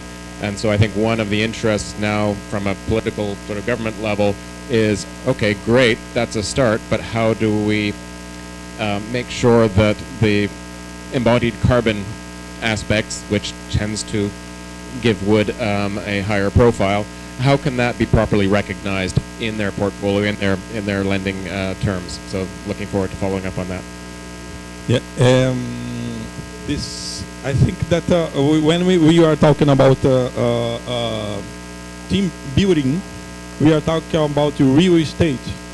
And real estate, normally it's easier to finance, and you have a lot of ways to finance. I'm talking it because my day by day is to try to finance stand forest. So it's much more complicated. Anyway, I think that if you create the demand for timber, mass timber buildings, we will be able to access a lot of investors, etc. It's just yes. Today I heard a very interesting sample in Belém. There is the second biggest palafitas arrangement. Palafitas is normally a terrible place to live, like favela, but on the river. And they start to try to take out the persons from these palafitas and build concrete frame simple homes. People move and return because, of course, the comfort. You are so And if you create the demand and of course conditions to finance this, I think that this market will boom. And I have had a long talks this week with BNDES. Unfortunately, the guy from BNDES was out, and they will want to invest. Probably your life will be easier. I think, yeah. You have to, but the biggest barrier still is the taxes, in my opinion. Thank you. Folks can hear me? Yeah, my name is Kate. I work for the Forest Products Association of Canada. We've recently done a mass timber roadmap to try to understand the whole ecosystem and where there are challenges that need to be overcome.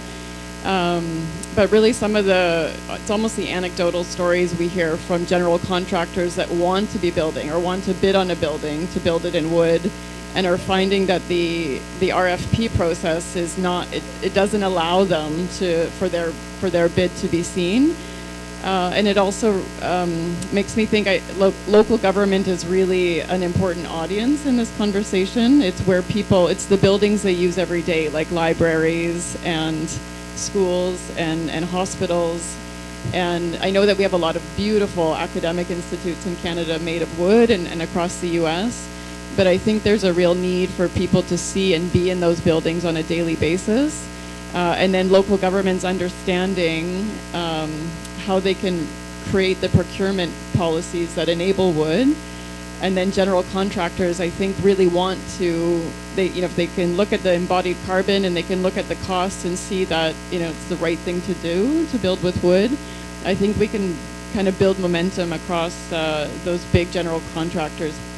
Anyway, that's from a Canadian perspective as well, but again, it's that demonstration of seeing it and that demand building as well. So anyway, excellent conversation and happy to be part of it. Thank you. Kate, building on what you were saying, after the roadmap, we fairly soon after did a report which I'd like to share with everybody called the Mass Timber Tipping Point, and it actually started with some of the findings from the roadmap. But this was a study of North American mass timber use through the eyes of architects and engineers across the continent. Susan Jones was one of the key contributors. There was 400 firms that were surveyed, and then 12 that we spent a full day with to workshop everything about their experience on mass timber. And through that process, we created a list of 25 key challenges. And from the 25 key challenges, we reduced it down to 6 themes. And the emerging theme that was the most impactful on limiting the use of mass timber was lack of expertise and lack of experience. We actually hovered between those two terms, but ultimately that pervaded all of the other issues with the cost, approvals processes, et cetera, is that there just wasn't enough experience distributed throughout the sector, in the firms, in the public sector, in the contracting and building world, and that created these bottlenecks. So just reinforcing what you're saying, that building it, here we have 2 of the winners of the Built by Nature prize. Are there any others here? But my understanding is that the point of the Built by Nature prize was to elevate some of the people that are out there. I'm thinking of the Wright brothers for the moment, of like, okay, you're a new sector, aviation, it doesn't exist. The pushing that has to happen from the innovators is they've got to push forward and build and build and build. And so that's what these folks have done. All right, well, thanks a lot, Scott, for that prompt, and really appreciate it. I think it's worth an anecdote just about our experience with building one of the tallest affordable housing, social housing projects in the U.S., our Heartwood project, for which we're here, courtesy of Built by Nature. I'll just unveil the capital stack, which is illuminating. It's typically in a sector that would use public funding, called LIHTC funding in the U.S. We did not use that because that system is increasingly broken in the U.S. for affordable housing developers. What we did use was a conventional loan. We were lucky enough to get it before the interest rates shot up in the U.S. But the most key addition was, because it's workforce housing, the rents are not able to make the capital stack work, we had to go out to the private equity side of things, which in Seattle, as you may know, is rather robust, and we were lucky to do that, and they're also quite environmentally conscious. But in order to, because this was dealing with two issues, we had the chance to raise approximately 40% from private equity sources. And I think it's the inspiration that this building provided to the private equity side. In the big picture, it was $15 million, which is, it sounds like a lot, but it's actually, 30-40% of the entire land and capital stack as well. But we also partnered with a non-profit to lead the development. And it was this blend of conventional loan, non-profit, and private equity that really began to make that magic work. And then in the end, it's become something that's very popular with tenants, of course. But I think the other anecdote I wanted to convey was the city of Boston.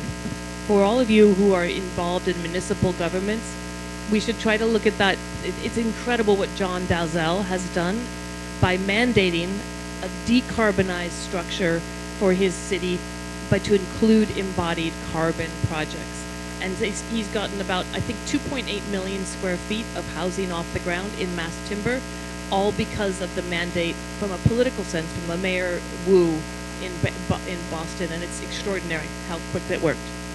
Thank you so much. And we have to close because the ministers are here, but we have some closing remarks. 2 minutes max. Thank you very much. Thank you from my side, from our side, and thank you to all the speakers. And actually for having me, because I'm usually not speaking in the forest experts, with forest experts, so I learned a lot in our event on Monday, but also today, about the role of wood construction and also forest-based bioeconomy, very, very important. I want to thank the FOO for the leadership, particularly on the acceleration plan. And this is, in our view, is going to be a triple win. On the one hand, contributing to the reduction of emissions, but also regarding forest conservation and restoration, and also enabling affordable housing, as we heard today as well. So Austria supports this initiative. We support the FAO efforts on that, particularly on the acceleration plan. And we're looking very much forward to enhancing the cooperation at the global and the regional level. And we're looking forward to the event, which is going to happen next week on Tuesday. Our Minister Norbert Tocznik, will be around, and he will be participating at the launch event of the acceleration plan on the 18th of November, I think at 11 a.m. at the thematic hub, and we hope that we will see many of you there again. Thank you.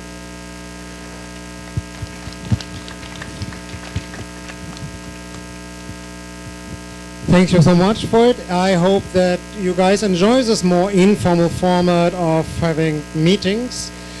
From my point of view, just a closing sentence or two. We always say only a working forest is a standing forest. I'd like to add something to it. If we use wood to build cities, then cities will help us build forests. Because with stronger demand for timber, we will be able to have more financial means to reforest degraded forests. That's something that we often overlook, that we therefore have benefits there as well.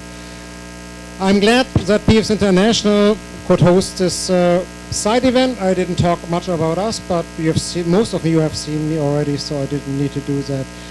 Thank you so much and have a very nice evening. And if you guys have nothing to do, just stay 10 minutes, then those guys have an audience. Thank you.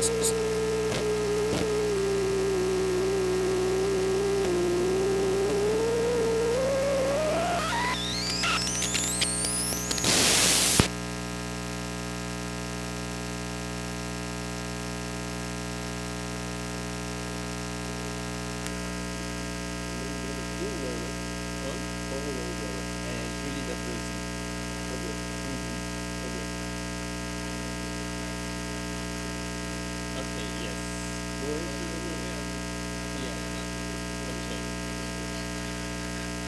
Yeah, okay.